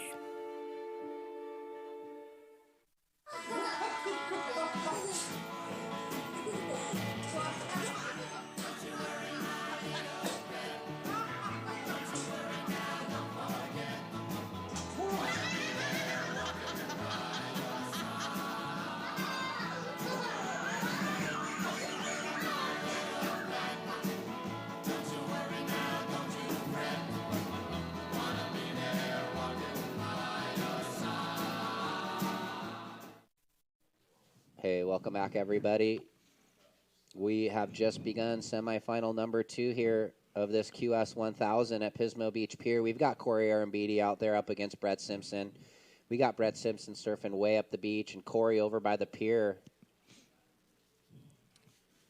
Wow, Ryan, how exciting that last, even though the heat was already over, I love right in front of us, and the camera's not getting it, but good sportsmanship right there between Braden Jones and Kevin Schultz. Thank you guys for showing the love like that. What a heat. Good Congratulations, Braden, local boy, getting to the semifinal, putting on an amazing show for his friends and family all the way through this event. Heads up, we got Brett up the beach. He's had the big air yesterday. He's going to go to the turns today. He's up in the lip and the finish. Wow, looking quick. So 2 nice snaps. Those free surfers paddling out on the north, you guys are paddling into a contest area. We do have one competitor that's surfing that right and left way up there. Do not paddle out right there. Turn north and paddle north. So, yeah, anyway. sorry for you guys at That's the home, sweeping but up we're we doing have the to do. beach commentary mix here, and we've got some guys paddling right in. If they get in Brett's way on the paddle out, that's yeah. why we're Harping on him. Yeah, I mean, come We on. only got- have some respect. We only got a little more time. This heat, 2 finals. But thank you to all the surfers here, like we'd say, around the world all the time. Thank you for letting us come, surf the waves, have the time, have the space and the freedom. Anyway, Brett on replay on the monitor got it up into the corner tight and did so well to find it up into the lip again for 2. Pretty cool surfing. Yeah. Manufacturing a score out of that tough wave. Absolutely.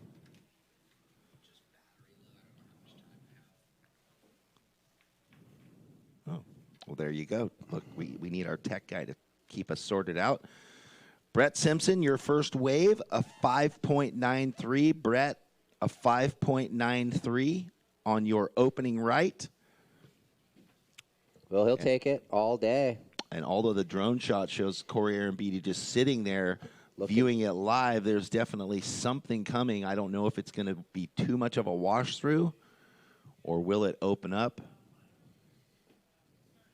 593, Brett. 593 for blue on that opener.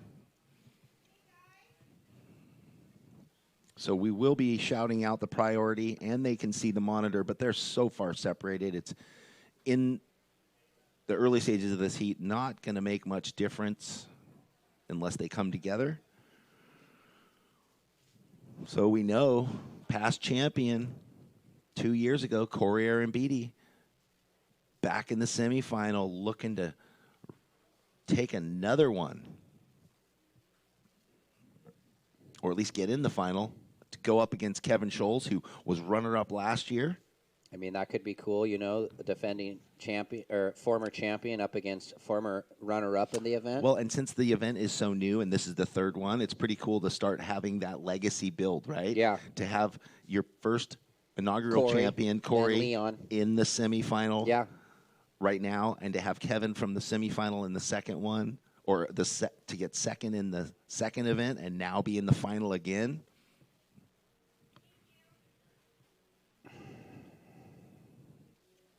So far, just the one wave ridden by Brett Simpson in the blue.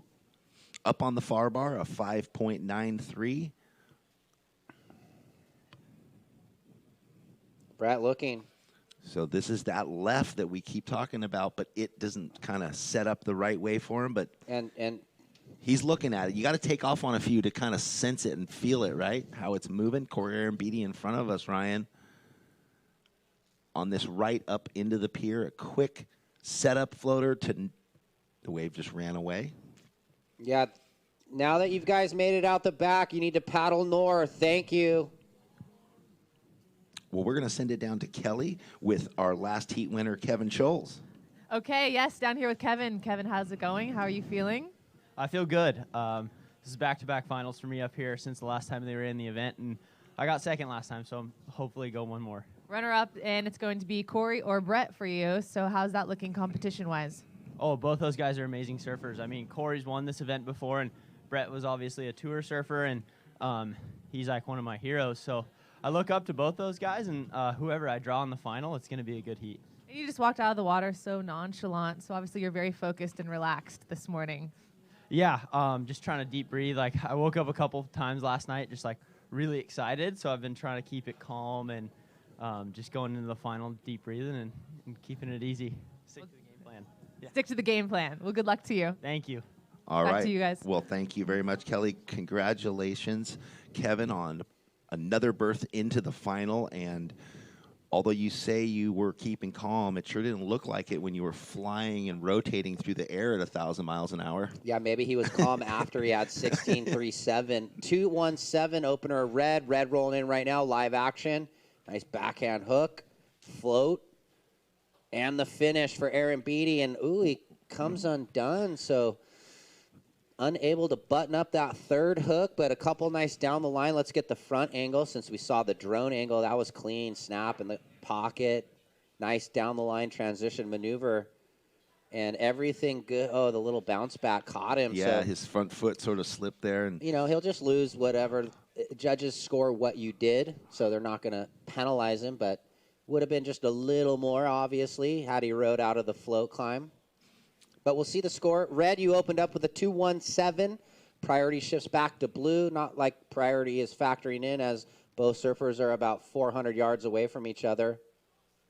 And thanks to those guys that were paddling out, moved over a little bit. Give Brett some space. Thanks, guys. oh, look at the sun come out. But I get Yeah. what Kevin's talking about isn't just staying so calm. He's trying to stay calm on the beach, in his surroundings, until he takes off on a wave. Then all the energy that he's been keeping calm for gets to explode like a boxer that's just Yeah. right there, and then they just breathe out and punch through the bag, right? You know, like follow through. That's where the energy comes out. And then you paddle back out, regroup. Yeah. Stay focused, stay calm, put all your energy into the execution of the surfing.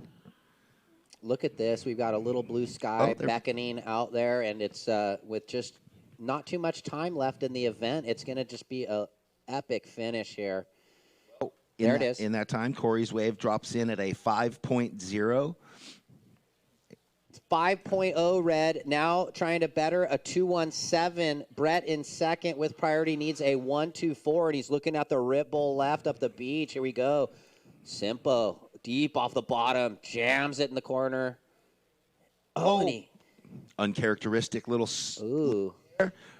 So he'll get some points on that first turn, as you know it is. But Let's watch the drone angle. what a bummer there. He found the runner, and he just destroys the first section. And I don't know, he was just a bit late and maybe over twisted on that second section. Well, some points to come. He needs a Gonna- 1.24, Yeah, so I he'll mean- shuffle into first for a little bit, and Corey will get one. So it's going to go back and forth. The boxing match has begun. We love it. Here we go, red over towards the pier. I love this. Oh, the sun is shining. The spray is flying.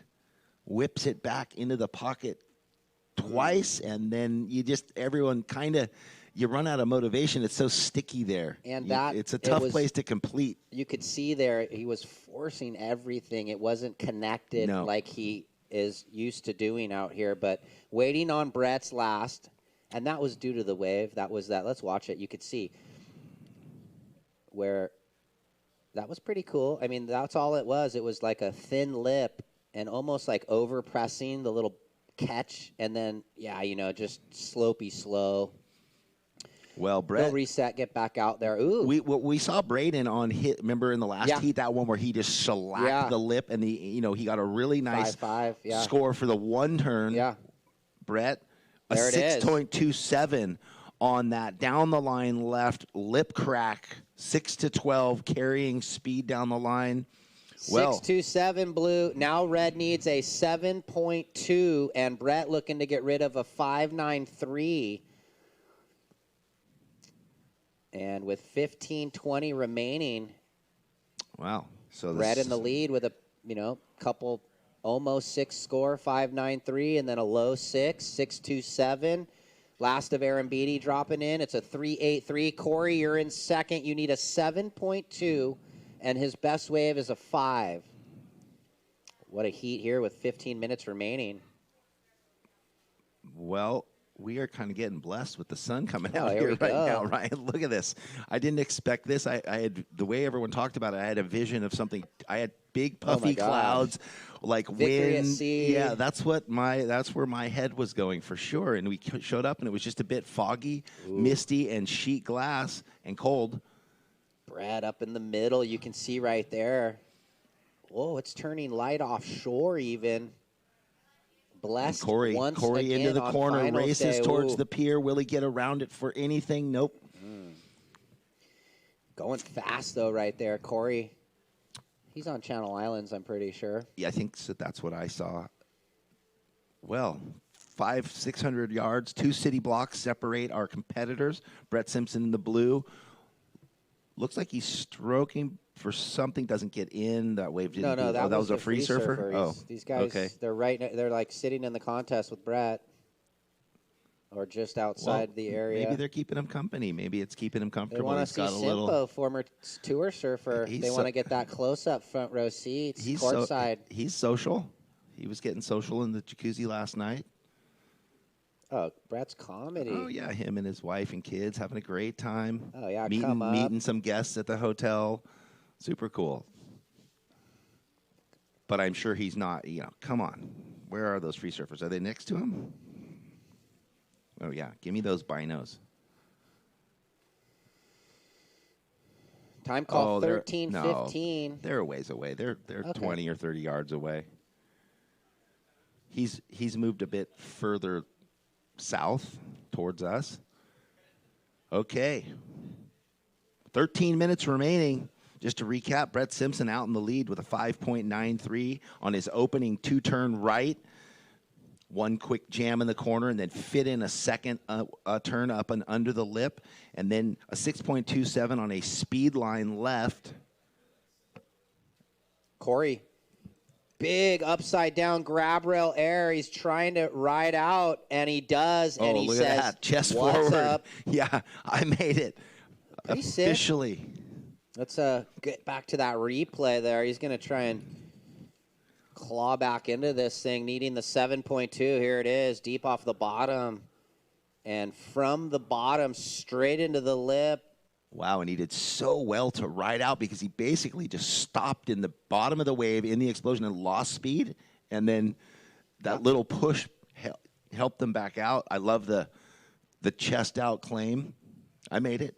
Felt good. That's right. And he just had the 5 and the 3.83 before, looking for the 7.2. And we'll see where that score goes. He did have to get back into it a little bit, but it was sick. Yeah, that's and what mental. that's so impressive. I mean, when he came down, he was so inverted and it was spinning so fast, he literally landed right in the base of the wave with the lip crunching around him. Brett Simpson down the beach on a runner left, one quick float over the section, comes unstuck. Little behind it there for Brett. Yeah, And that we'll see if that wave ran away or not. But waiting now for the score for Corey Arambidi in the red, the big front hand reverse jam. Tail throw into the flats. Oh, yeah. Right Perfect out. technical grab, back arm grab right in the middle of the board, held on. So we know he has that in his arsenal, although he's stuck so primarily to the big backhand hooks in the corner, this event and the other events. Well, his backhand is probably some of the best backhand surfing in all of California. That last score, 607. Corey, you now need a 614. The requirement for red has changed to a 614. And Arambidi's going to feel a little jolt of adrenaline after that. Needed the 7-2, cut it down. Now needs the 614 for red. And with 10.5 remaining, this thing has closed up a little bit here. Brett's lead a little less now. Brett trying to better the 5.93. Corey needs the 6.14 now. And he can get that in his sleep, as we say. So, and they're both surfing their own zones, so it's kind of cool. Yeah. Who's going to rip hardest and win this heat and go up against Kevin Schultz in the final? Well, so it looks like Corey's made his way down the beach a little bit, away from the pier where he's been hunting primarily. Maybe he's looking for that secondary or that first left that's off the pier that comes through. And there's that little right that comes back in this way, too. There's that second peak over that's been kind of good today. Well, and that's the thing. The left runs down, the right comes in. That's where Kevin Scholl's got that two-hit combo right. Yeah, that got him a pretty mighty score, an 8.27 actually. So former champion out here. He's not to be outdone. He gets the 607 on the sit grab rail air and now needs a 614.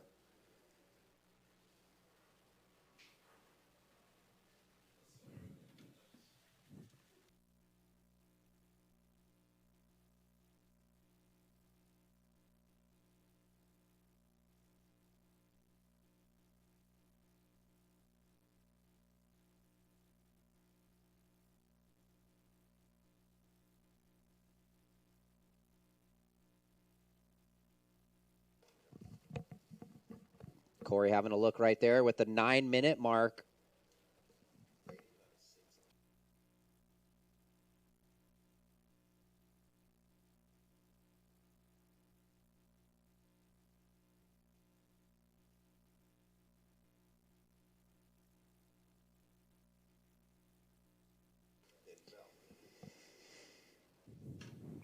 So 8.5 remaining.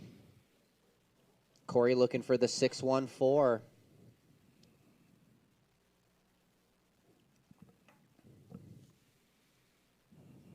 Wow, we are down to 8.5 minutes left in this semifinal, heat number 2. We never called in the ladies' final. Well, they know. Mia Collins, Sawyer Lindblad. Yeah, but you know, you got to remind them. Maybe they don't know. Oh well, maybe we haven't had Check the official. in, Mia Collins, Sawyer Lindblad. That's 8 minutes remaining. They're out there for a 30-minute final, Jeff. Yeah, because I did hear. I was asking if there was going to be a short 5-minute break or anything, and I think it's just rolling straight through. Look at the conditions. It's too That's good. right. So we got to just go. Note to the women's final and. Well, the men's final, when it happens, it's just going to roll on through. Yeah, women's final, men's final, 30 minutes, and it's just about an hour and 10 minutes more left of the event. We've got some waves approaching, 7.5 remaining. Red having a look, blue having a look. We're going to go with red for the folks at home. He gets the backhand jam in the froth and a late hit. And he's got to go over the double up, and Brett was on the left, and it looked like he had two big turns too. Were you double downing? I was watching only Brett because I figured you were watching only. Corey. Okay, so that's good. We can break it down. This is the replay. Had a nice set wave, got high in that first one. There was a bit of backwash. It was this finishing turn that was so nice. That was pretty critical. The lip line float into the whitewash, come down. And Corey, we're going to get his replay because I didn't watch his. Yeah, so Brett, decent first turn, and then a pretty solid blowtail kind of lip line float. Let's watch what Corey did again since there was a lot going on. Rolls in late, drives off the bottom, gets a nice turn there, and then had this double up, but he goes high line smash and rides out. felt good to him, and we'll wait on the exchange now. Wow, so they were on the same wave, and did you see both of them kind of had a weird backwash situation when Corey first dropped in? Yeah. And Brett when he went up high on the Wobbled first a little turn? bit, yeah. So stand by for the score. Okay. In this close heat, I mean, before that exchange, it was 12.2 to 11.07. And they rode the same wave, and it could just kind of come down to who got the better of that exchange right there. But with 6 minutes remaining, you almost assume they're going to Is this Brett up the get beach another. on the right? No, that's a free surfer. Oh, it is. Okay. Hard to tell. So 6 minutes waiting on waves for both surfers, guys, and then we'll break it down. What a heat. Well, so in that exchange, Corey got the cleaner first turn, Yeah. but then the wave kind of fizzled for him, and then, that it But went on top of clacked the it, other. finished it. Yeah, and then over Brett had that first turn where there was kind of that lump and bobble, but then had the big, over vertical lip line into the whitewash finish. Last of blue, 717. Last of red, it's not going to matter because red now needs a 737, red. 737, Corey. 5.5 remaining. We And should he's let him looking. know. Yeah. He's up on this one. Another right-hander, which he's up and out of. Wow, Brett. So, Brett Simpson, a 7.17 on that last left. You are out in the lead with a 13.44 two-wave total. Corey, you're looking for a 7.37. Your last, not that last wave, but the wave before the right was a 4.6. Just under 5 minutes remaining. Well, I might have just saw a whale out the back because it was know. weird. I saw a huge white splash, so it was probably a breaching whale because it's not there now. How so far out? Pretty far out. Okay. Mile. So Brett in the lead, 717, 627 is now his low, and Aaron Beatty needs a 737, Corey.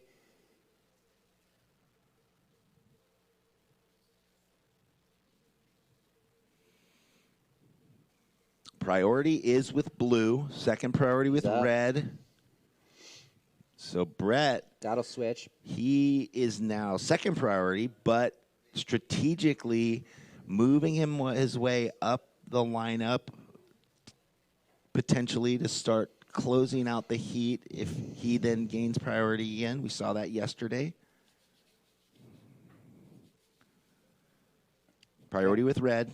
Just under 4 minutes left. Who is going to be against Kevin Scholes in that men's final? Women should be checked in.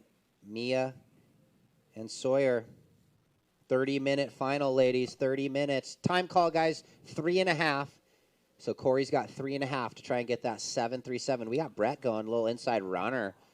A little tap there, and he's over it. So the 5'11"? veteran knows. 5'11", 6'1", what do you think? I think he's on the 5'11 still. Seems glued to his feet, that's for sure. Looks pretty good. That Tim Stamps model. Corey on the Channel Islands. What fins does he run? Do you know? Sometimes large Merrick or maybe the mix. But I think mostly the large Merrick for Brett. Gotcha. It's a good fin. I like the medium. I run the medium. Maybe the large and small waves. Bigger fin could equal more hold and more drive. So Mia Collins, Sawyer Lindblad should be checked in and should be out there at 2:40 remaining. We're going to go straight into the women's final, 30 minutes. So we'll reset the monitor here, the clock, once we get into that women's final.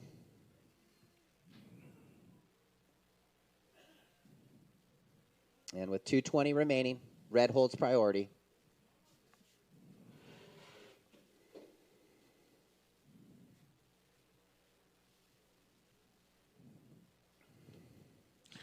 I was thinking back to Kevin's coming in wave when he did that beyond rotating backhand spin. The over-rotated almost make. And I was going to be like, I'm thinking he doesn't need a chiropractor because he's his own chiropractor. He just goes so fast. Yeah, and then when he lands, it just pops his hips and his back into place perfect. Under 2 minutes, 1 minute, 45 seconds, guys. We do have a paddler. It is Corey Armbidi. He's going to try and big manufacture. first whip, and that wave fizzles away. He jumps over like a superhero, kind of like, oh, what can I do? Every time he stands up, though, I'm like, he could get the score because he's so gnarly. What we've seen him do in the past every time is get that first deep bottom turn and a whip, and then he gains speed and goes into the next bigger one and the next bigger one, and it's like it's the always waves today haven't really. It's just a bit trickier to find him. Yeah.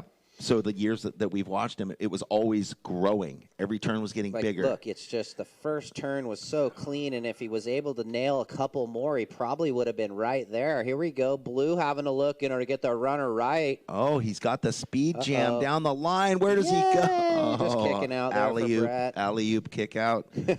Well, why? Okay. With under a minute, hands that was priority. That was interesting. That was. Brett just sort of left the door open with 50 seconds. Will Corey see something that he needs? 7:37, the requirement. Or was his spider senses correct? He's like, there's no waves coming. It's okay if I go for this. But we will see. Well, I think Brett saw that was a pretty good looking right from maybe when he dropped in, and then it just kind of ran away with him there. Hey, he wants to get up in the air. 30 seconds. Couple lines, but is there enough time? I do see a set with 20 seconds, We did see Ella get one with 4 seconds left. We did. It does happen, but we're gonna see. We're down to 12 seconds, and it 10. just doesn't look like maybe something on the horizon. Corey paddling very hard, but it's 3, 2, 1, and it's Brett onto the final up against Kevin. Fast can wait. Slow will set you free. Because here in Slow Cow, slow is not falling behind. It's the freedom to catch up with the things that matter most to you. Soon enough, you'll discover the Slow Cow is just your speed. We start each day with one goal.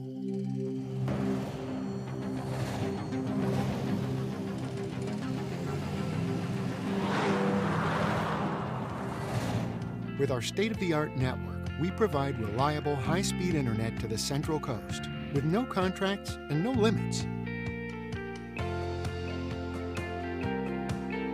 Visit peakwifi.com for plans and coverage of our rapidly expanding network. Start. Ladies final, here we go. Welcome back for the folks at home. Mia Collins out there in the red, Sawyer Lindblad in the blue. We're going to count down this 30-minute final shortly as we just saw Brett Simpson into the final, going to be up against Kevin Scholes. They're going to be checking right back in shortly, so Brett might run over to the Vespara, jump in the jacuzzi, get that dry wetty. We're counting in, ladies. Here we go. 10, 9, 8. And we're going to count this one in from 5, 4, 3, 2, 1. And it's on 30 minutes. Mia in the red, Sawyer in the blue. Well, we see our two men's semifinalists coming in. They're close to each other. It'd be cool if the camera could pan on for the little handshake and congratulations. Good sportsmanship. Out in the water, this semifinal has begun. You were saying, yeah, Brett, who's now into the final, won up in Santa Cruz recently. Mia Collins, who's in this final right now, also won that event up in Santa Cruz. Little California Pro-Am. Little California Pro-Am. Oh, look at this. Oh, the Groms. Yeah, we have Brett's son and daughter, and Kobe and Paigey. And Mom Danielle.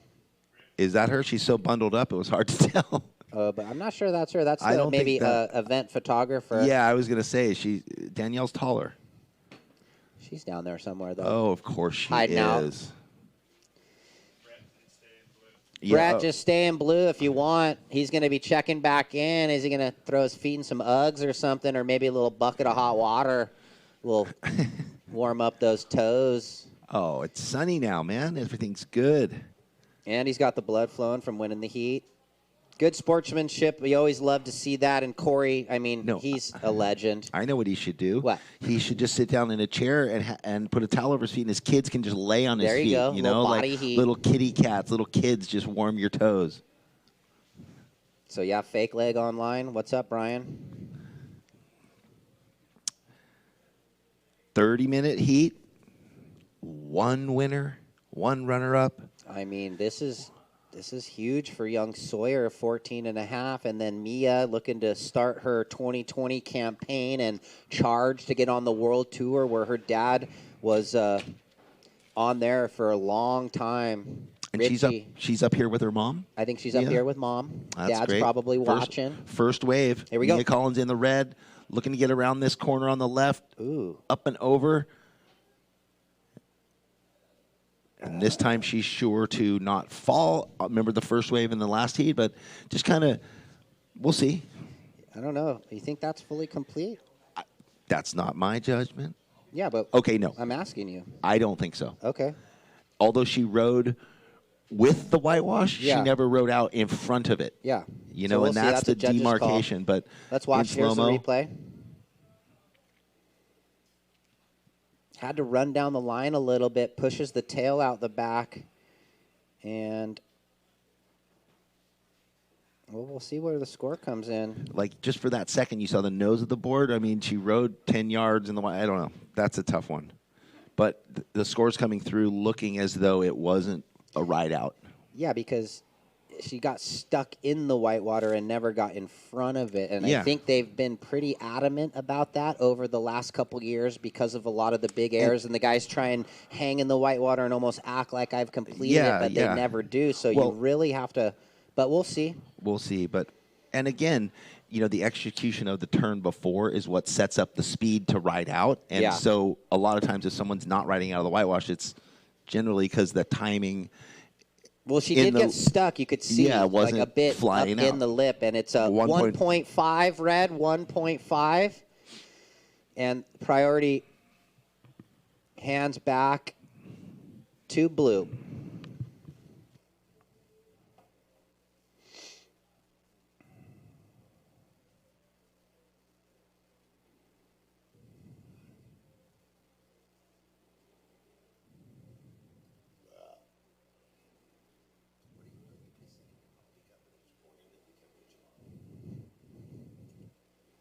If you have to go, just go now.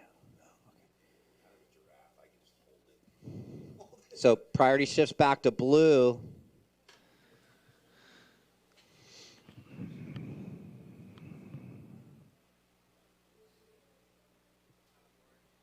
Well, interesting again, of course. So the women electing to sit with one another on this peak by the pier or this, you know, area of 50 yards. Safe to say that in the final of the men's, we'll see Brett back down there, way down the beach, probably. and Kevin We'll play the whole right, lineup. right in the middle. Yeah. No, well, Kevin surfed the pier bowl. He surfed the second peak. He hasn't really ventured up to the No, left bar. He's second peak. Yeah. Mostly. Good morning and welcome out Pismo Beach. If you're just making it down, we are finishing a little early. We're in the women's final. It's on. Mia Collins in the red has a 1.5.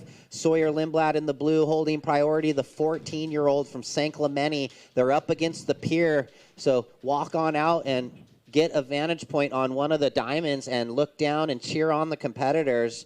Checking in Yeah. the men's, Kevin Scholes and Brett Simpson. We got John Daniels watching at home. It's good to see everybody tuning in. West Coast, East Coast, Hawaii. John Daniels coaching a lot of the young athletes out of the Oceanside area. He used to judge the events. Thanks for tuning in. Mia, so she's been in a QS final without a win, so this is, Wow. pretty cool. Well, what's cool is that this is Sawyer Lindblad. So First Mia's, QS ever. and she's in the final. Wow. Mia's been in one final before, Okay. and not one. So it's kind of new Has a territory for both of them in that sense. Yeah. Even though Oh, Mia's yeah. been competing a lot longer, and more QS heats under her belt and experience in that sense. We got to get the stat. Who's the youngest QS winner for the girls? We have a Kelly? Yeah, we're just maybe having someone ride a wave right now up in the red. Mia Collins up and out. So quickly we're going to throw it down. There's no rush. Take it away with Brett Simpson. Kelly, thank you. Back here with Brett and his kids. Okay, how was that heat? Yeah, it was exciting. I mean, it's always kind of, I mean, most of my heats have been like that. They're kind of nervy because I kind of been leaving the competitors by the pier and surfing up the way, but I've been, like I said, pretty comfortable with it. So, yeah, I'm probably going to have to stick to that, find some good waves in this final. He can kind of turn a pretty average wave into a big score. So, going to really focus on that, find those lefts, hopefully.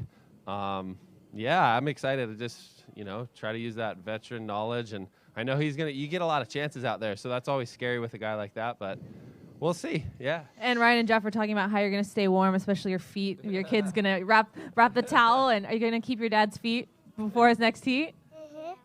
Uh-huh. What are you going to do? Maybe a quick hot tub or? No, we don't have much time. We got about 20 minutes. So I'm actually really warm. We got a good wetsuit, and the weather is beautiful. So it's not too cold. I'll focus, get the jersey, and try to find those good waves. Your son wants the mic again. Go, Daddy. Yeah, go Daddy. Congratulations. Good luck to you. Back to you guys. Oh, well, that warms you up right there. Who needs a jacuzzi when you got that love coming from your kids, right? Oh, yeah. That just makes the heart explode. Well, but congratulations to Brett Simpson in the final here at the Pismo SLO Open. That was earlier, Mia. Priority did shift back to red. Mia Sawyer had an up and out. But, yeah, as Brett was saying, it is interesting because he knows, like, Kevin can turn average waves into something pretty big. Yeah. And if he's going to implement the strategy, which he said, of just staying away up there, Kevin's going to have free reign wherever he is to do what he wants. Yeah, I think Brett, instead of them kind of playing priority games and, like Mia and Kira, holding each other off like potentially. They're just it's a full mono-y-mono. My thought there was, Kevin's been doing what he's been doing, and Brett isn't. Even if he sits by him, probably isn't going to be able to affect it. So Brett's going to stick with what he's been doing, sit up the beach and try and get those good to excellent range scores. So you never know, though, because you got to play the game and you got to have a strategy. And like Brett said, I think 2 interviews ago, you got to be adaptive and kind of play the heat as it rolls along, as we see Blue. One backhand jam. Nice big whip in the corner there for her second wave. And she was under priority. A little bit of hot potato right now in this one at the start. No one really dropping anything of substance. That will maybe be the best wave of the heat, as that last score of Blue will drop in. Just the one little backhand jam. So here we go. Gets it in the lip. But in this final, will that in the long run factor in? Probably not, with 20 minutes and 15 seconds. Priority with red right now. And we know Kevin and Brett, Brett's already in the same jersey he'll be in the final, so he just left it on. Well, yeah, what a blessing. He was saying, too, the weather is beautiful. We were expecting something not so nice, but, hey, here we go. It is sheet glass. The waves are firing. We've just seen high 8s, 7s. The women's, we've got into the final here. We're waiting. There we go. Sawyer Lindblad on one turn. The Merritt at one turn, a 4.33 on a smaller inside. Critical little one-turn wonder. Mia Collins in the red with priority. Well, that wave will set the scale now, too. Yeah. One nice turn, 4.33. Mia with priority in the red. Needs a 3.44, but without really just one wave on the board. Mia just looking for her first good wave.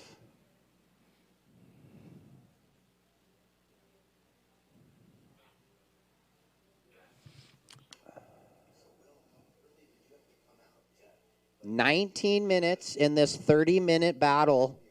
Women's QS 1000.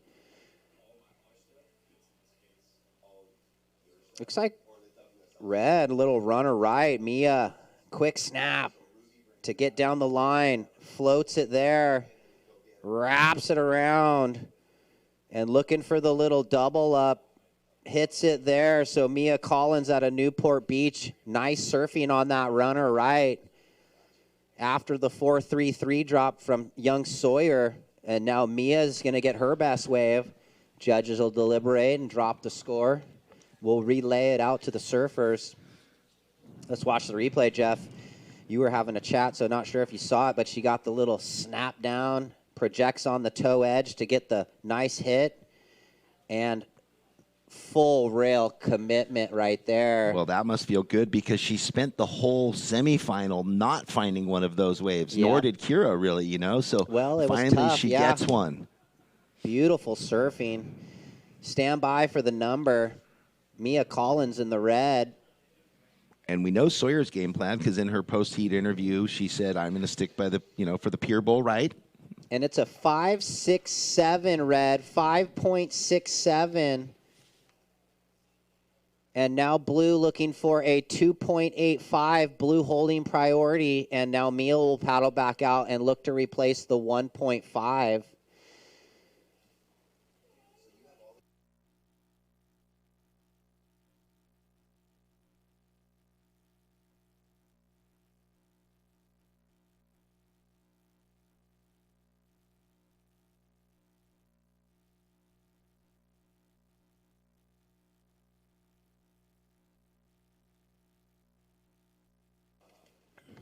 So with 17 minutes remaining, Sawyer looking for a 2.85, but really she's just looking to put a good second number on the board and back up that 4.33. Mia just drops a 5.67, and she's looking to replace a 1.5. So this heat really, here we go, Blue. Sawyer down the, that one just ran away, so nothing to do there. Now she's going to lose priority. Mia's going to get back, or already is outside. She's going to get priority. You see her out there? Or maybe they're both paddling. Mia rode her wave very far. So we're just going to see where Mia, when she pops out. Here's that replay of Sawyer looking for the left again, and that one running away from her. All right, so Sawyer did get out first. Blue, first priority. Red, second priority. And Mia, your last wave of 5.67, you're now looking to replace a 1.5. So as I was going to say, it's just really coming down to that next exchange. They each have a decent number, and then they have low backups. So priority with Blue, and she, to turn the heat, would need a 2.85 right now with 16 minutes remaining. Yeah, right, which is half as much of a turn as she got the 4.33. So a 2.85, as it's set right now, she doesn't need much, just a bit of an opportunity. But that's not what she's looking for. She's not surfing to that. She is surfing to, I want a 6, a 7, an 8. She wants a healthy score. She doesn't want average. She wants good to excellent. So 15 and a half remaining. Priority sits with Blue. She needs a 2.85, and Mia just looking to get rid of the 1.5. Well, just a quick hello to everyone out there. If you're watching online, Jeff Baldwin with co-commentator Ryan Simpson. We've been having a great time. Simmons. Why did I say that? Brett Simpson. Simmons. Sorry. Okay. I said it right every other time, bro. But we're having a good time up here, calling this men's and women's QS 1000 event. We are into the final with Mia Collins and Sawyer Lindblad. Ooh, look at Sawyer looking around the lineup right now. She's got priority. Oh, she's committed. Is she even going to catch it? Yes, she is. Ooh, so utilizing priority on that wave. The youngster, 14 out of St. Clemente, hands priority back to red. Mia Collins looking to replace the 1.5. So whatever Mia can put up on that 1.5, add that to what Sawyer needs. What a bummer. Yeah, she took that wave. It looked like it had the line. Right as she took off, all these ribs from the pier washed through the face of the wave, and she just got stuck between them. And throughout the whole event, if you guys have been paying attention, that's kind of been her game plan. Pick the medium-sized waves and manufacture the scores with the good technical surfing.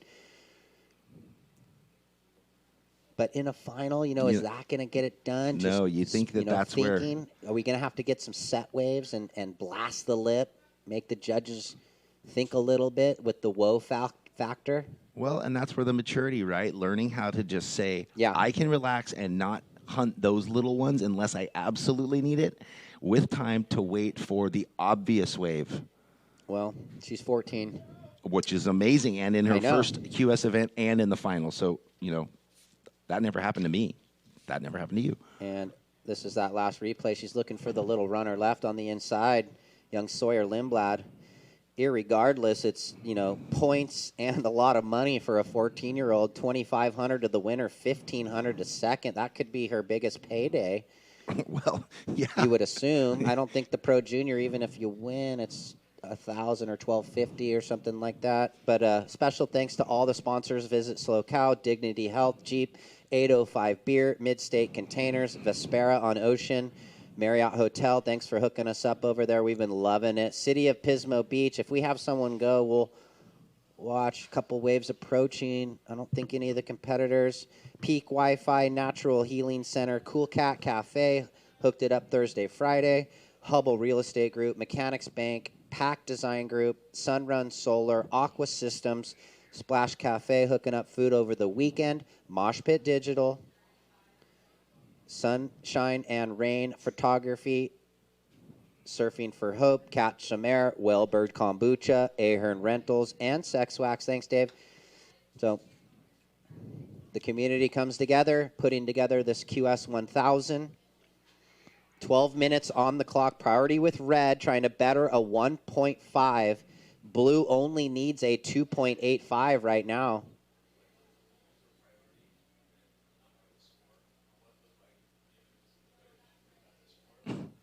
And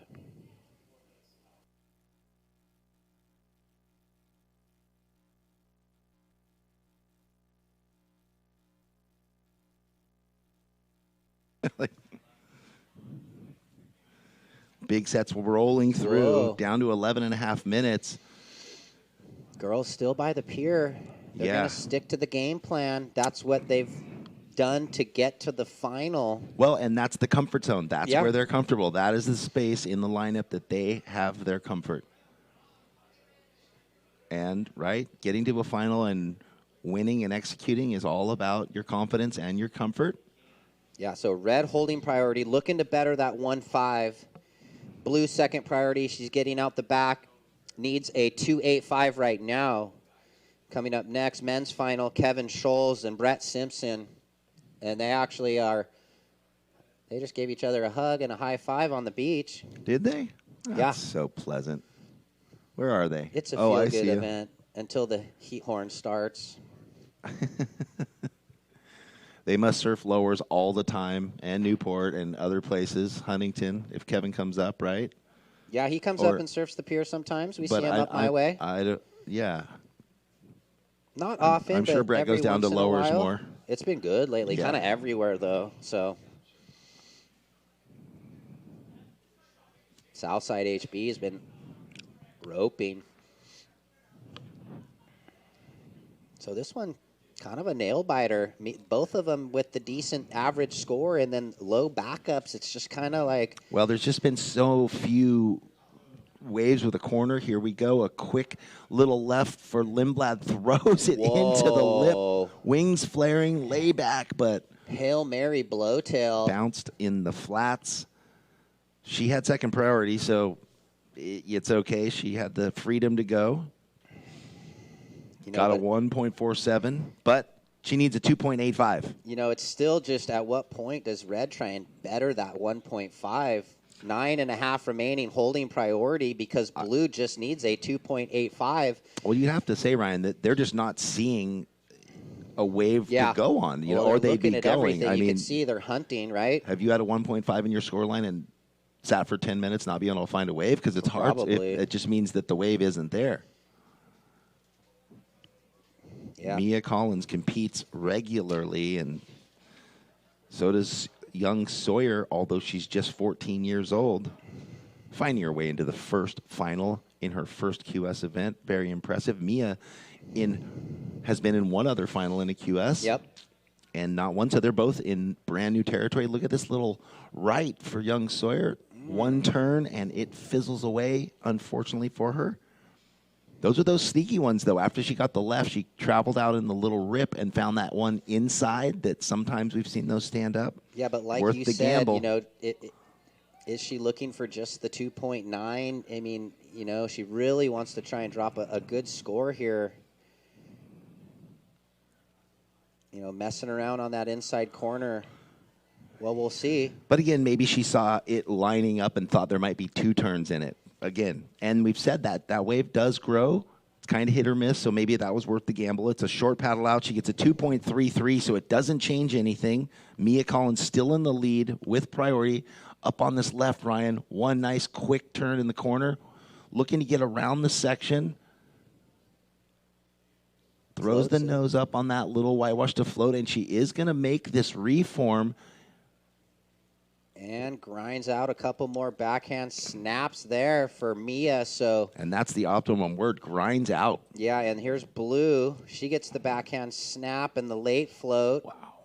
So we've got an exchange here. Stand by. All right. Well, that's exciting. Now it's going to come down with plenty of time to see where this flushes out. Well, there's the second scores. Let's see how they shake out. Mia had the nice bottom turn snap down the line. Floats it there, and then we watched her grind that through the inside and get a couple more backhand snaps. And the finish. And then behind her, Sawyer. Yeah, Sawyer got the little right that stood up very cooperatively for her. Here's the replay if you're watching online. Nice deep off the bottom. Good redirect off the top, throws a lot of spray and throws it up late into that oncoming section and rides out clean. So contrasting waves. Yep. And waiting on the numbers.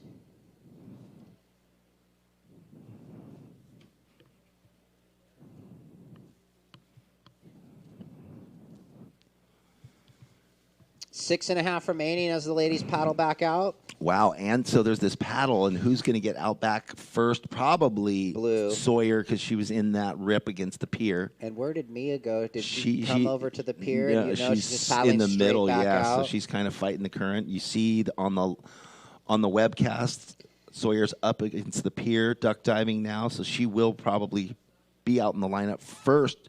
Last of red, 3.77. Last of blue, 6.1. Red, you're second. Blue, you've taken the lead. Red, you now require a 4.77. Red, you're second. You need a 4.77. And as Blue makes her way out the back, Sawyer, you're in the lead now, trying to get rid of the 4.33. So the 14-year-old.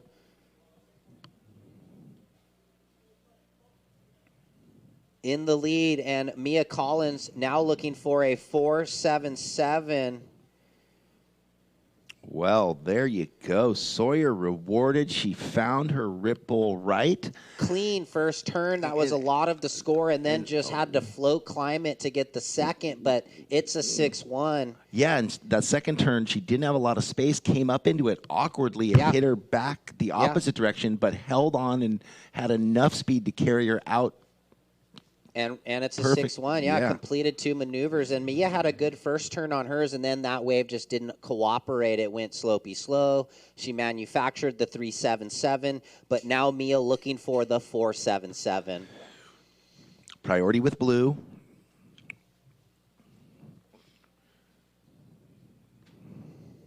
So you got to assume that our finalists in the men's side are out in the water. Yep, we are down under 5 minutes. Oh, Blue. Oh, Sawyer, sorry. You are in first. You have first priority. Your last wave was a 6.10. You also have a 4.33, so you're trying to replace that. Mia is in second with a 5.67 and a 3.77 on her last wave. Mia, you are looking for a 4.77 to take the lead with 4 minutes remaining.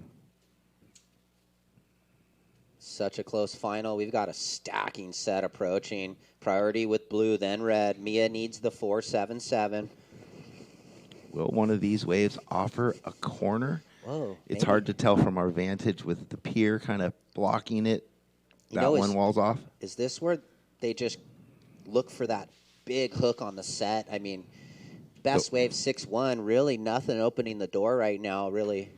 Oh, look for the big one turn? Yeah, I mean, they've sort of been looking for the clean open face waves, but at this point, does one huge turn win the final with 3.5 remaining? Gorkin's tuned in for this men's final. He's watching this women's final too. Kevin Schultz up against Brett Simpson. Maybe they're looking for a big Gorkin flip. Like, that's where they're going. Kevin will do it. Yeah, Don't well, kid. he might.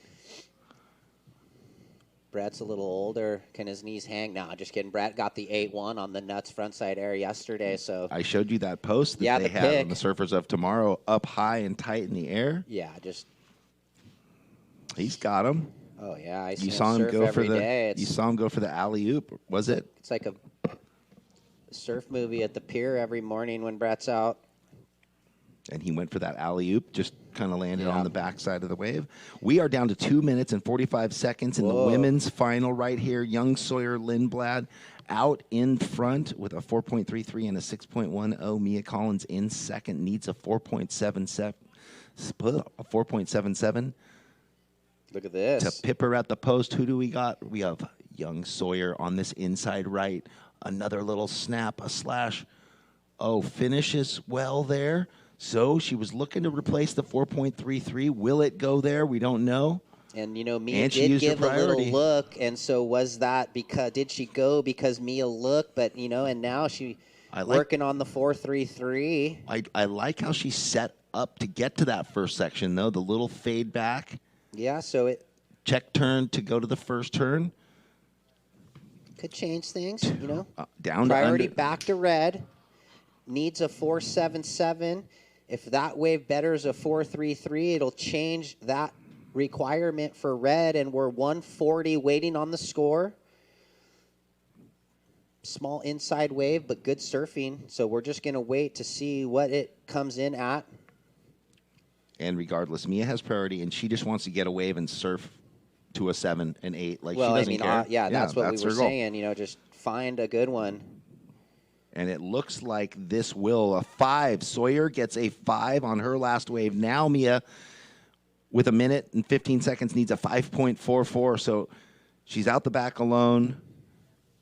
Red, you Willing need the a ocean. 5.44. Sorry, Jeff, I just not sure. She was kind of looking like. I know. You want to hear that score. Priority with red, 1 minute, needs a mid-5, and that's the deal, or it's a 14-year-old with the win, Sawyer Lindblad.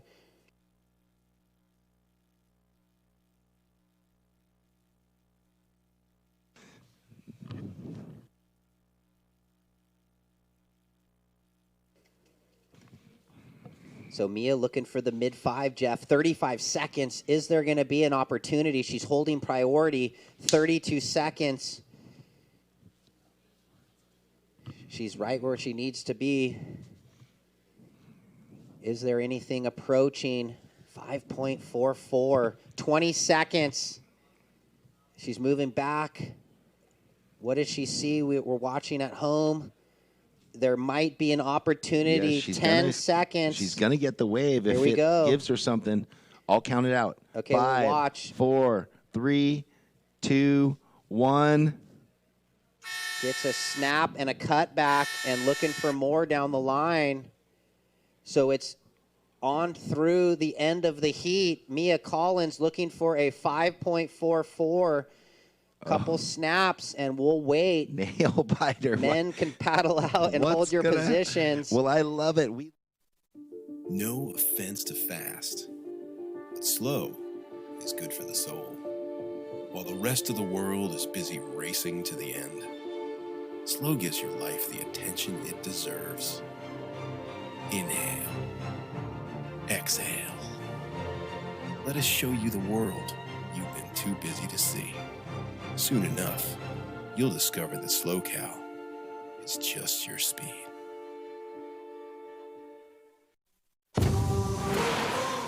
How do you know you're in the presence of a legend? When there's not a break, hit, drop, trail, or challenge they can't handle. There are many SUVs, but there's only one legend. Legends aren't born, they're made. Made the most of it. Hey, welcome back, everybody. We just had our first champion crowned.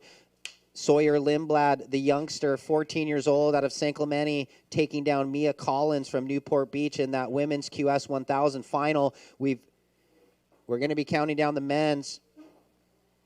So let's count them out, guys. Here we go. Counting them in. 8, 7, 6, 5, 4, 3, 2, 1. Wow, Ryan Simmons, that was incredible. A 14-year-old makes her first final at her first QS event ever and wins and takes it home. What is she going to do with $2,500? Well, Youngster, I don't put it in know. the bank, go on a little shopping spree. So because it's There's such a the chair up. There we go, the little chair. So congratulations to her. Congratulations to Mia Collins for making her second QS final. And a good stepping stone for Mia, like we talked about. You know, in the long run, these points, you won't keep them at the end. Oh, we got. Yeah, we'll get into that. So Was this during? that happened while they were cheering her right now. Wow. Yeah, so well, I guess we're going to have to talk about that victory when we got a break. Kevin Scholes, right, just had his first opening left, speed jam, and then big lip line, airdrop into the flats. So starting off quick again because he knows he's got the former tour surfer and Brett Simpson out there and only 1 minute off the clock waiting on that opening score. Yeah, he was up within 5 seconds of the horn. Look at this. Brett up the north looking. Well, it's going to be a fun post-heat interview, no doubt, with our beach commentary, Kelly, because she's elated. She's going to be elated. Oh, my gosh. Yeah.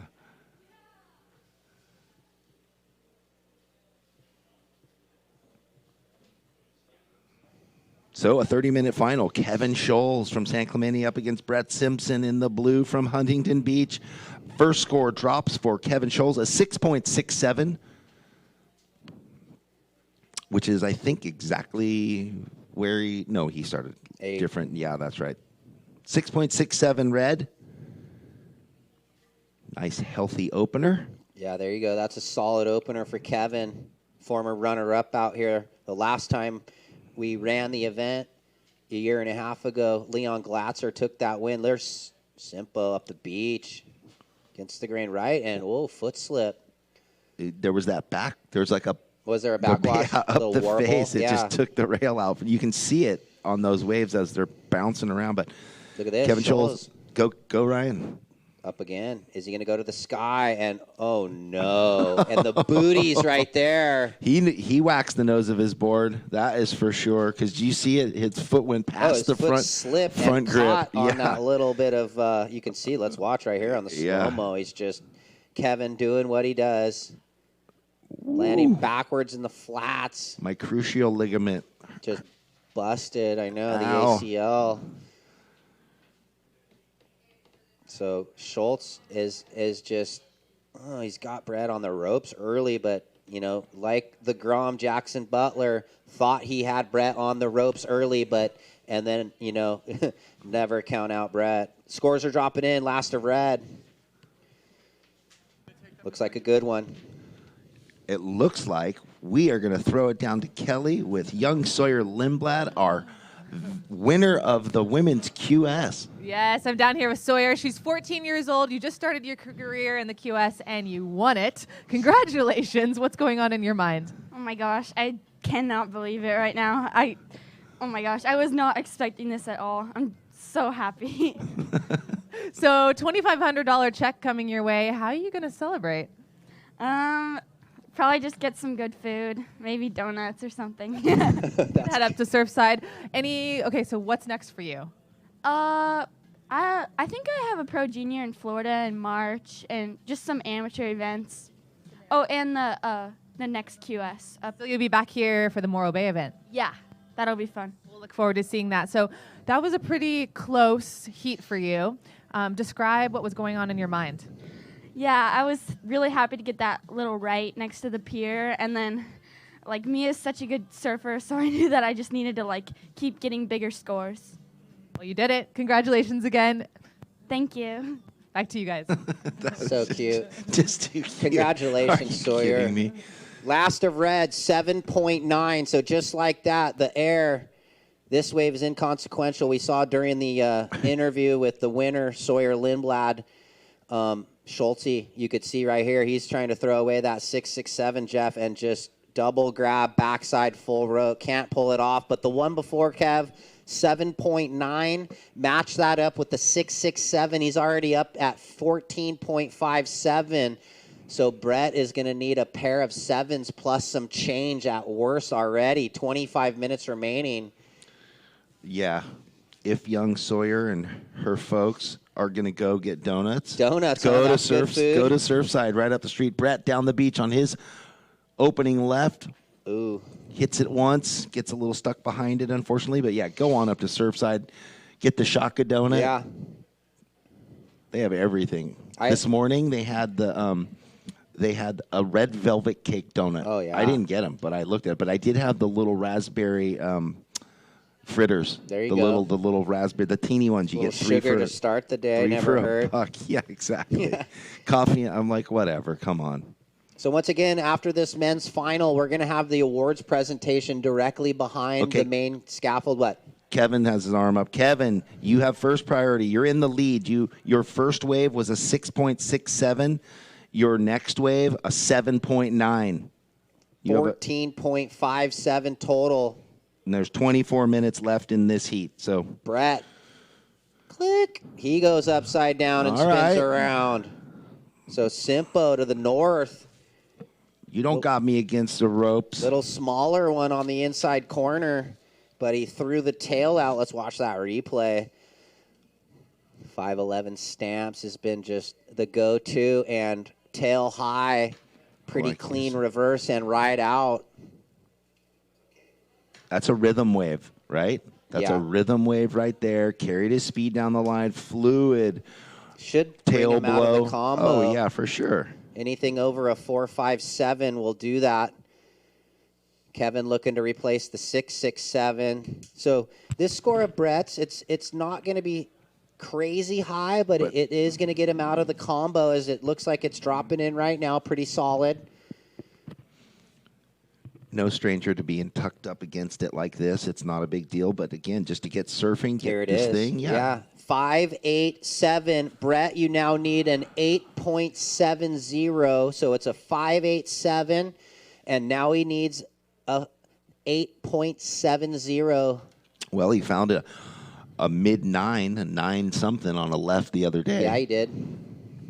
Right? 3 big, massive turns. I think it came in 9.1, I think. Yep.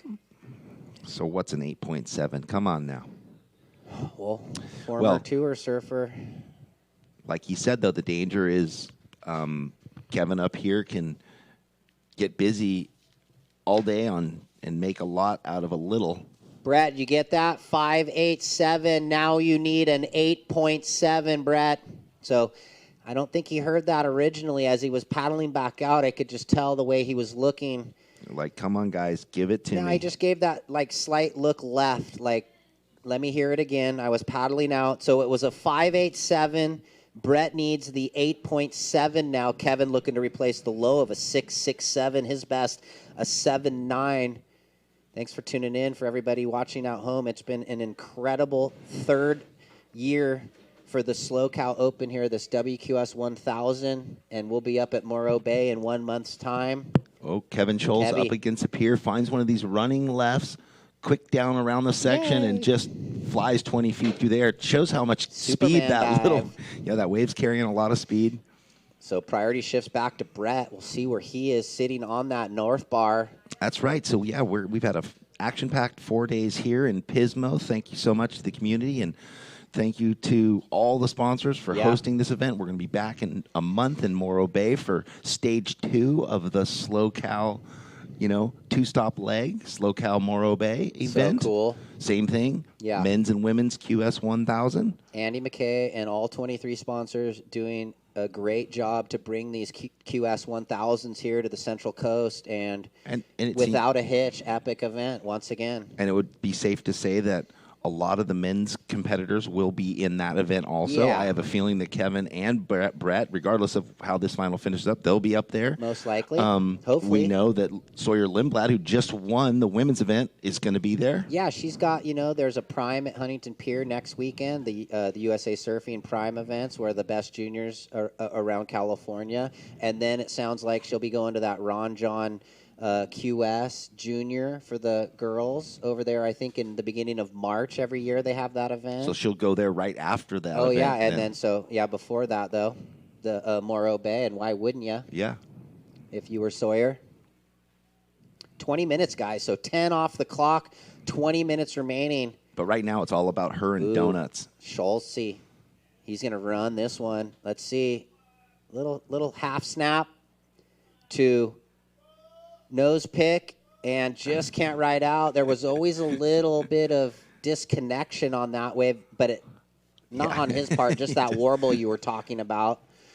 Man, but still, video game surfing. Oh, right? And it's, Here's the replay. It's incredible all over the globe. And what I meant is this first turn, he got a bit stuck on the bottom turn, sorry. Yeah, it's the first time I've seen his board stick somewhere. And then he whipped it around, and it just couldn't ride out. I think there's like when we saw Brett fall over the rail, there's some kind of undulation backwash. There's current coming up the face, and that's where he got stuck on. There is a little more texture. Yeah, well, we saw it on the other exchange when Brett went left and hit that weird backwash wobble, and Corey backwash wobble on the bottom turn. Yeah. So there's something happening out there. Anyway. Tide's changing. It's dropping out. We got that water running out.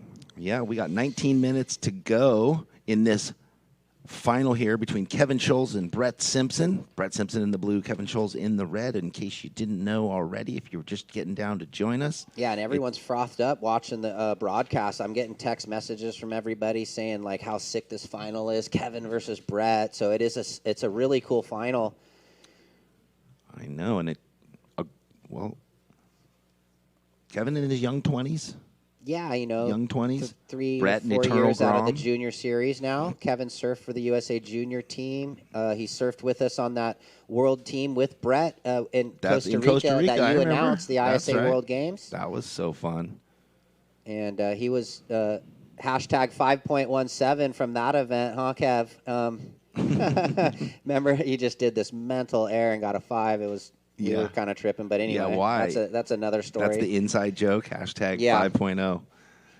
But Brett looking for the 8.70 right now. So, yeah, Kevin, longtime decorated American junior, surfing on junior teams and world teams. And then Brett surfing on, they were Brett together. was competing on that team. No, that he was was on great. that team. And now Brett taking over the reins of the USA Junior program. They won the gold medal last year in Huntington in October.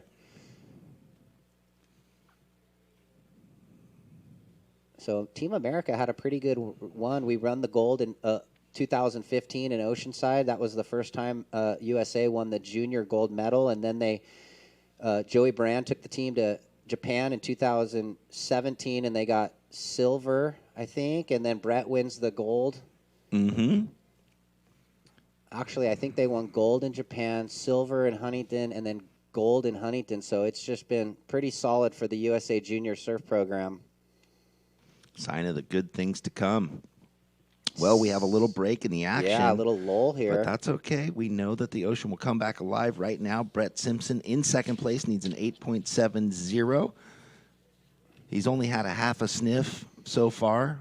The one left kind of ran away from him. He did get the 5.87 on the nice forehand reverse jam. Yeah. Kevin started off quickly. Within 2 minutes, basically had the 2 waves, his 2 scoring waves. So with 16 and a half minutes left. Lines approaching. Priority with Brett up the beach, but Kevin by the pier, he'll be able to pick whatever he wants. And still over the halfway point.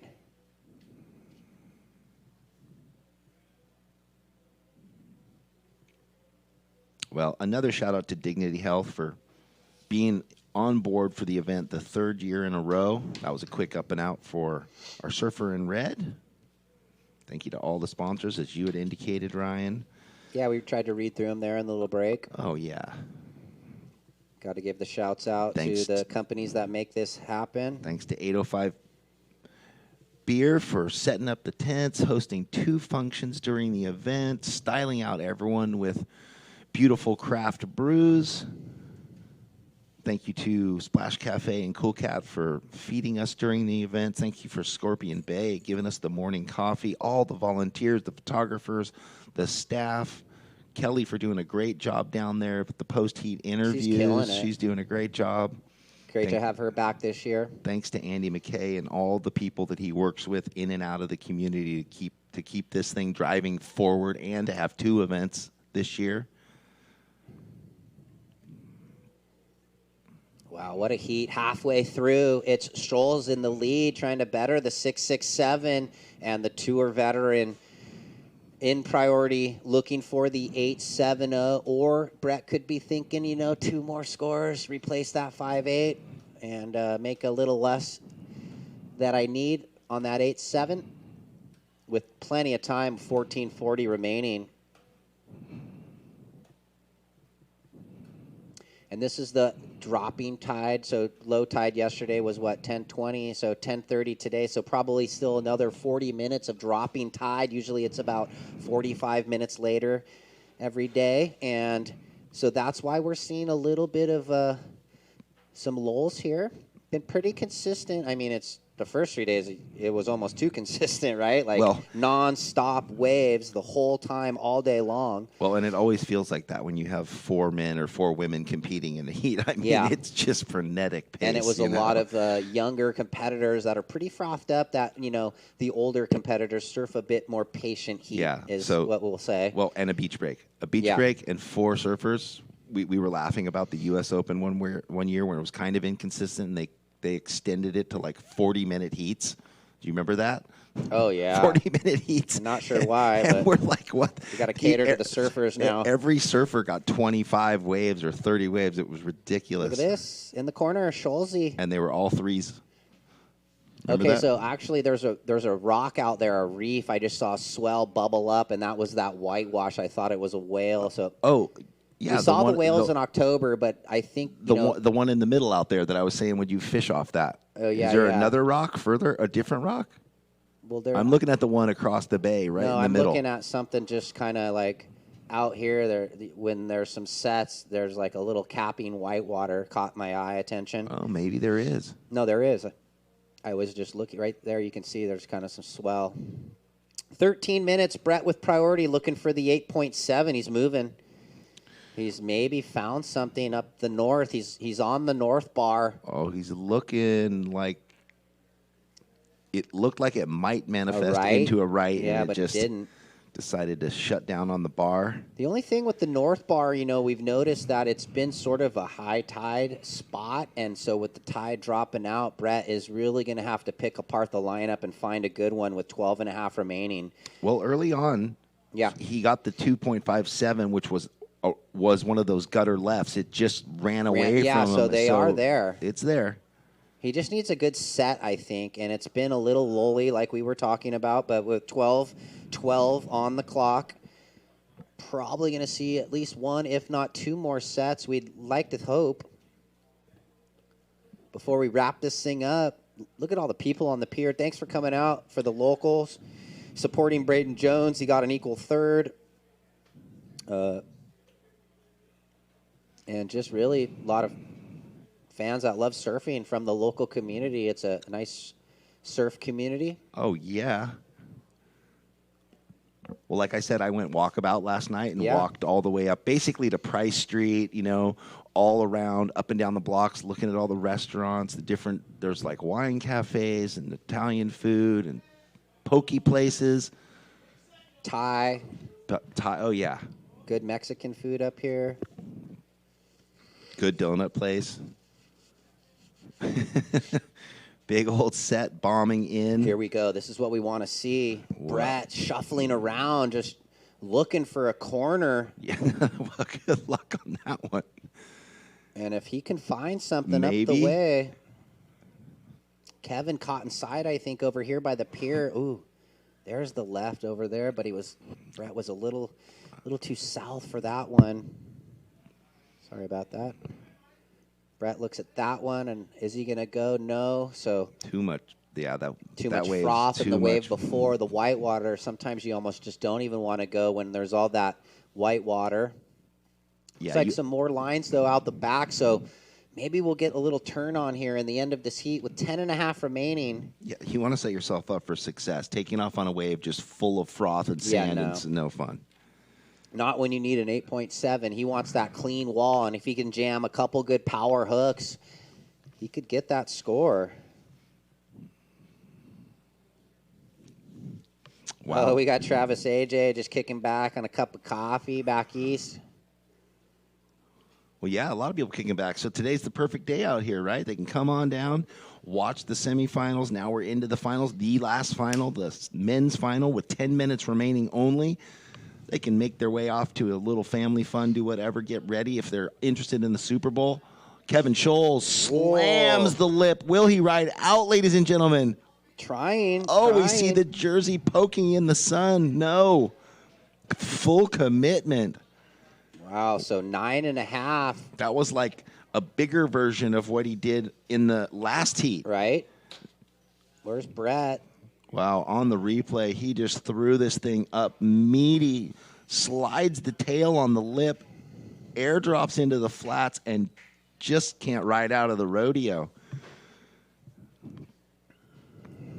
Anyway, yeah, people can make their way home, relax, they can go to church, they can go on a bike ride, they can exercise, they can do whatever they want, they can watch the Super Bowl later. Like, it's a perfect Sunday. What's that? Today. Just kidding. Oh, yeah, right. I don't What's care. that? Well, I won't be watching it. I'll be driving back to San Diego. Yeah, we'll be on the road for 3.5 hours. And there's no radio stations that carry it. Oh, really? Well, I mean, You got to go think, AM or something? well, no, you think there would be, but then it's like, you go through so many areas Oh, from yeah. here down that you'll have it and then you lose it and then, yeah, too much of a. I got books on tape, brah. You do books on tape? Books on tape's good for driving.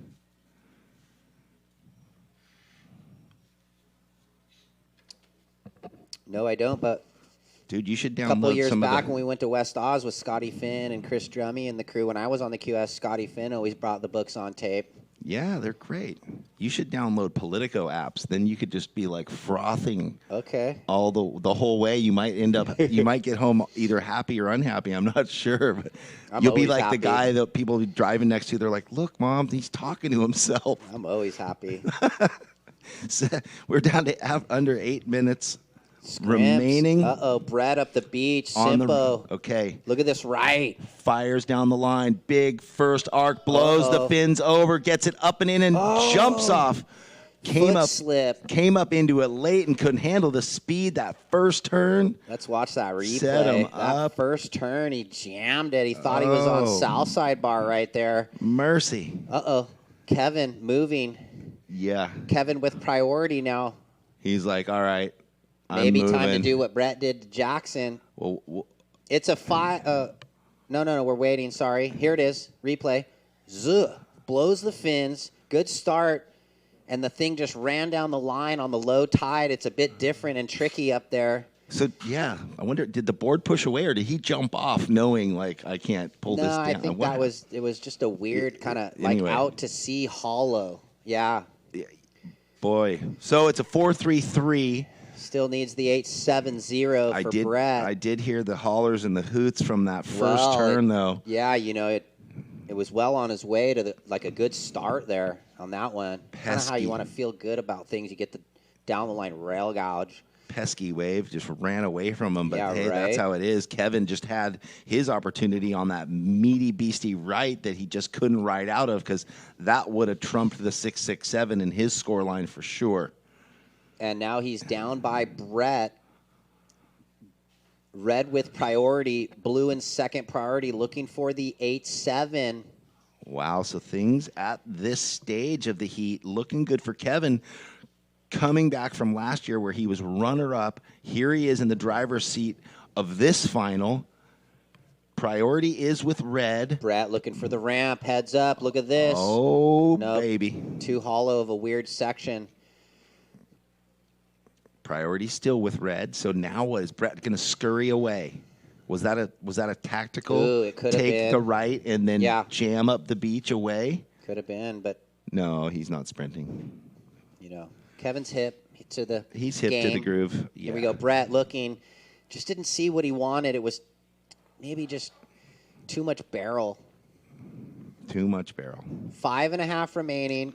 Yeah, and why go for something when you're not comfortable with it and potentially Yeah. hurt yourself or whatever? I mean, they know what waves are setting up right for the airs they want. Yeah, he knows exactly what he's looking for. With 5:20 remaining, guys. Priority with red. Kevin trying to better the 6.67, and Brett Simpson looking for the 8.70.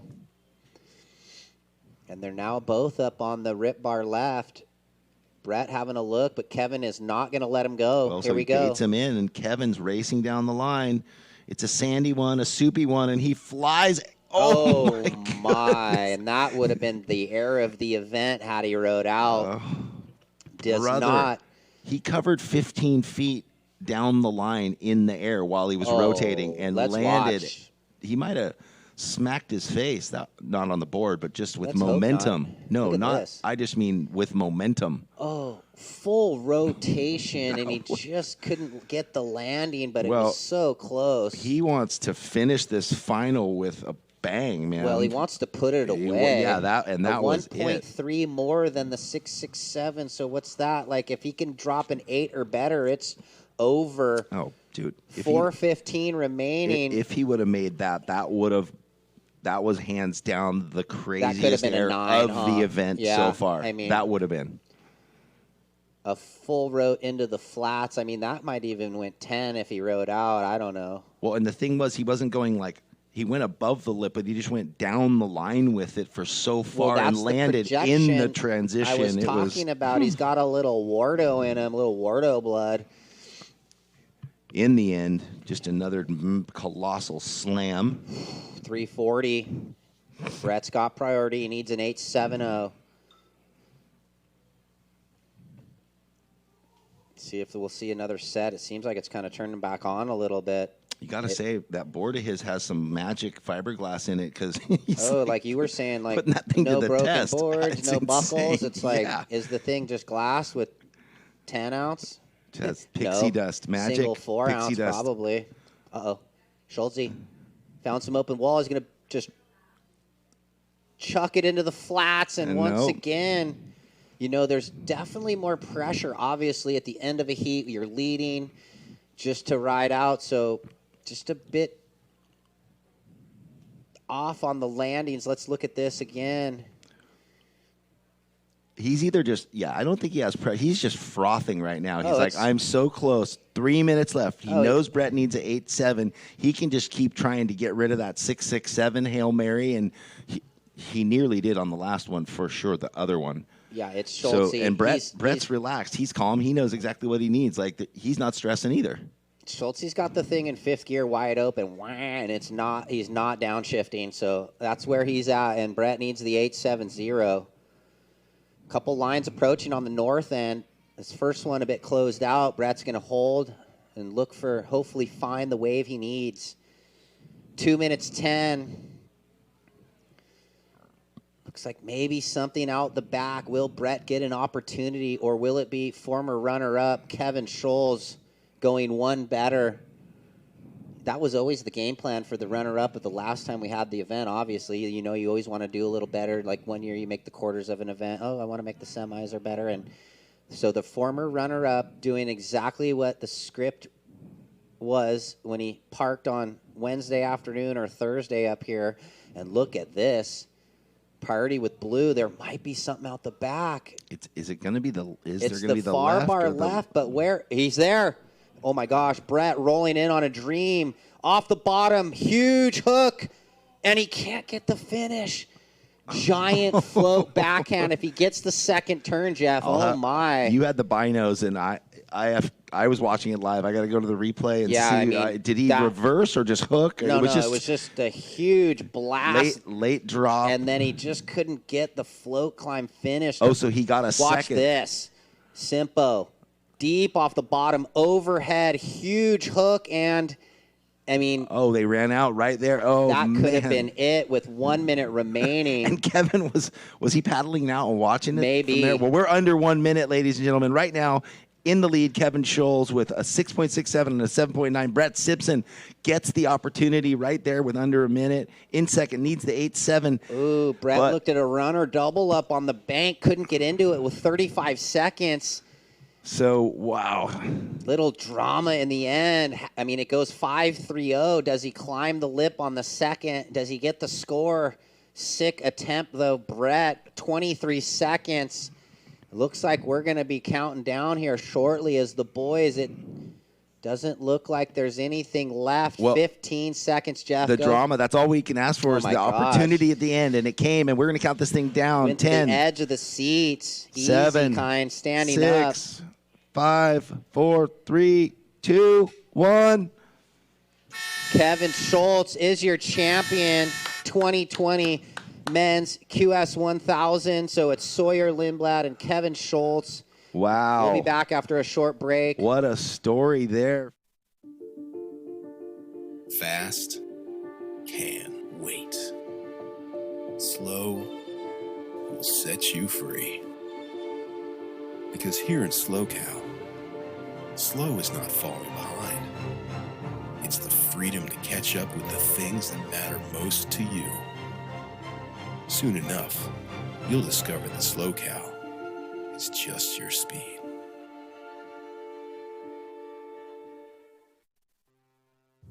You know, you're strapping yourself on an animal that can kill you. Whoever says they're not a little bit scared, they're lying.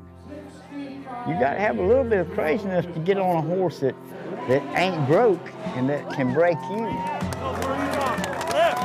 your horses. Lift your horses. All right.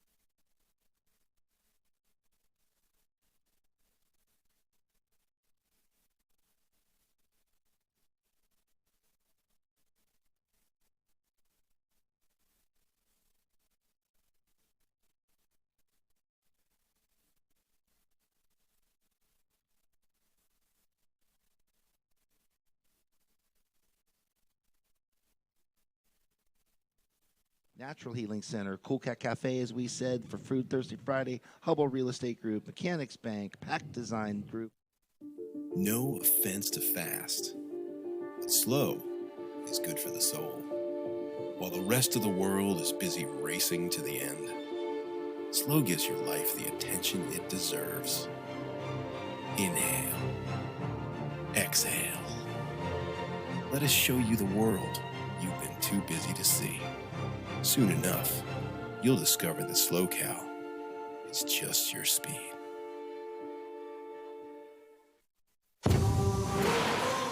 How do you know you're in the presence of a legend? When there's not a break, hit, drop, trail, or challenge they can't handle. There are many SUVs, but but there's only one legend. Legends aren't born, they're made.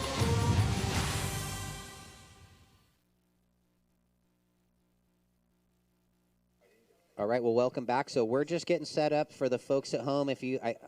Pretty sure we might stay and try and get that awards presentation, but we're going to be heading down as we bring up these surfers. So stand by for the awards for everybody at home. And if you're here on the pier, come on back behind the container. We're going to be doing that awards presentation. Congratulations to Brett out there. Thanks for coming up this week, Brett. And it's always good to have Brett in the event and Kevin Schultz with the big win. Sawyer Lindblad over Mia Collins. Mia off to Australia for those big events. And so like I said, thanks for tuning in to everybody at home. I'm Ryan Simmons on behalf of Jeff Baldwin. Jeff, you want to say anything before we go down for the awards? Yeah, I wanted to thank you, Ryan, for a great time hanging out, doing this with you. I wanted to thank the judging panel for a great job. I wanted to thank Andy McKay and all the other staff and volunteers for coming out and help. I wanted to thank the public for coming and enjoying, keeping your smiles up, keeping your energy high. And, yeah, we hope that you guys can make the way up to Morro Bay for the next event. Have a good one. Thank you very much. Bye.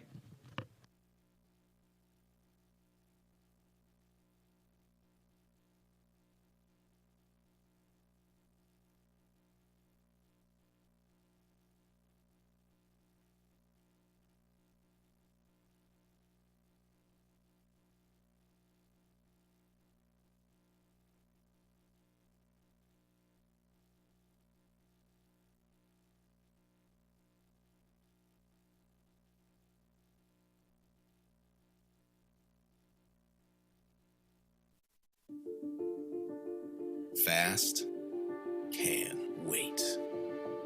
Slow will set you free. Because here in SLO, slow is not falling behind. It's the freedom to catch up with the things that matter most to you. Soon enough, you'll discover that SLO is just your speed.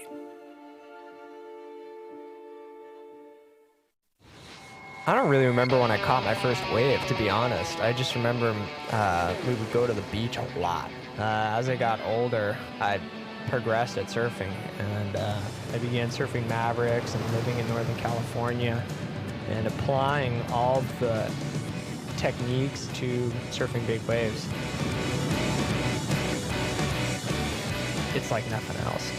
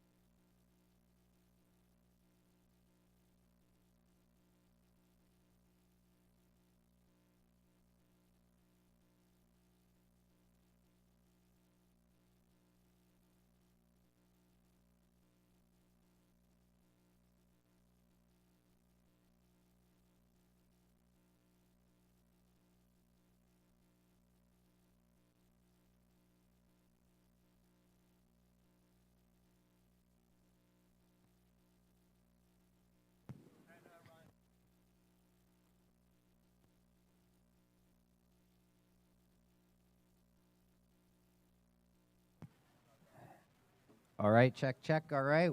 So we're going to do the awards presentation right now. We've got trophies and checks for both second and first. So why don't we bring the women up? Go ahead, Mia Sawyer, come on over and stand with me. And thanks to the community of Pismo Beach for being so accommodating these last 4 days. Sawyer, where you at?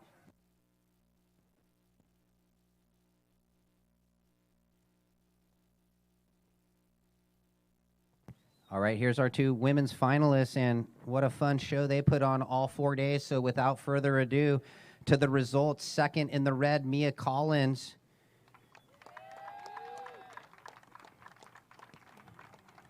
And she's got the trophy and $1,500 and some good points to start the QS, and winning her first QS. She's 14 from St. Clemente, young Sawyer Lindblad. Give it up. That's the future of the sport. Both of these girls right here. Let's get some shots, and then we'll get a few words from Sawyer. All right, Sawyer, come on over. And I know you've got to be ecstatic, and I know in the moment you might not be able to process what's going on, but just talk about your experience this week in your first QS and coming out on top against a pretty tough field. Yeah, I'm like speechless right now. I can't believe, like, I was not expecting this at all. Yeah, I've been working like so hard, so it just really feels good to like have it pay off. Well, do you want to give any shouts out to anybody who's paved the way for you? I know you're here with your parents and your brother, but anybody else that you just want to shout out? Yeah, thank you to my parents, my brother, and my uncle for always taking me surfing, and yeah, for supporting me. Right on. Let's hear it for Sawyer Lindblad, your champion, and Mia Collins, runner-up. Great job, girls. All right, we'll see you. Okay, you might be do some interviews over here. And let's bring up the boys. Brett and Kevin, thanks for the incredible final. Kevin knew he needed to come out of the gates, and he did, because the caliber of surfing that Brett is going to bring to the table. So let's give away some awards. Second place in the blue, Brett Simpson from Huntington Beach, surfing great all week, enjoying his last 4 days. And taking a win, former runner-up, but it's got to feel good for Kevin Scholes.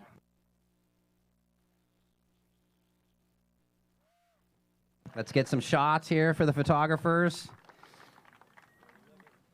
You know, you get runner-up, and then to be able to take a win, we're going to get some insight here from Kevin. Kevin, man, you made it to the final on time.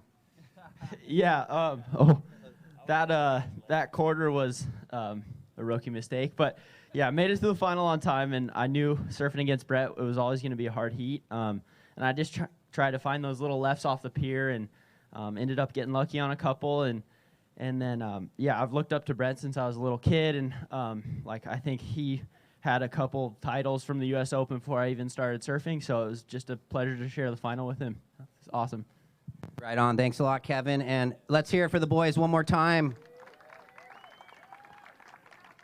And that wraps up the 2020 SLO Cal Open at Pismo Pier, and we'll be up at Morro Bay next month. Come on up, and we'll see you there.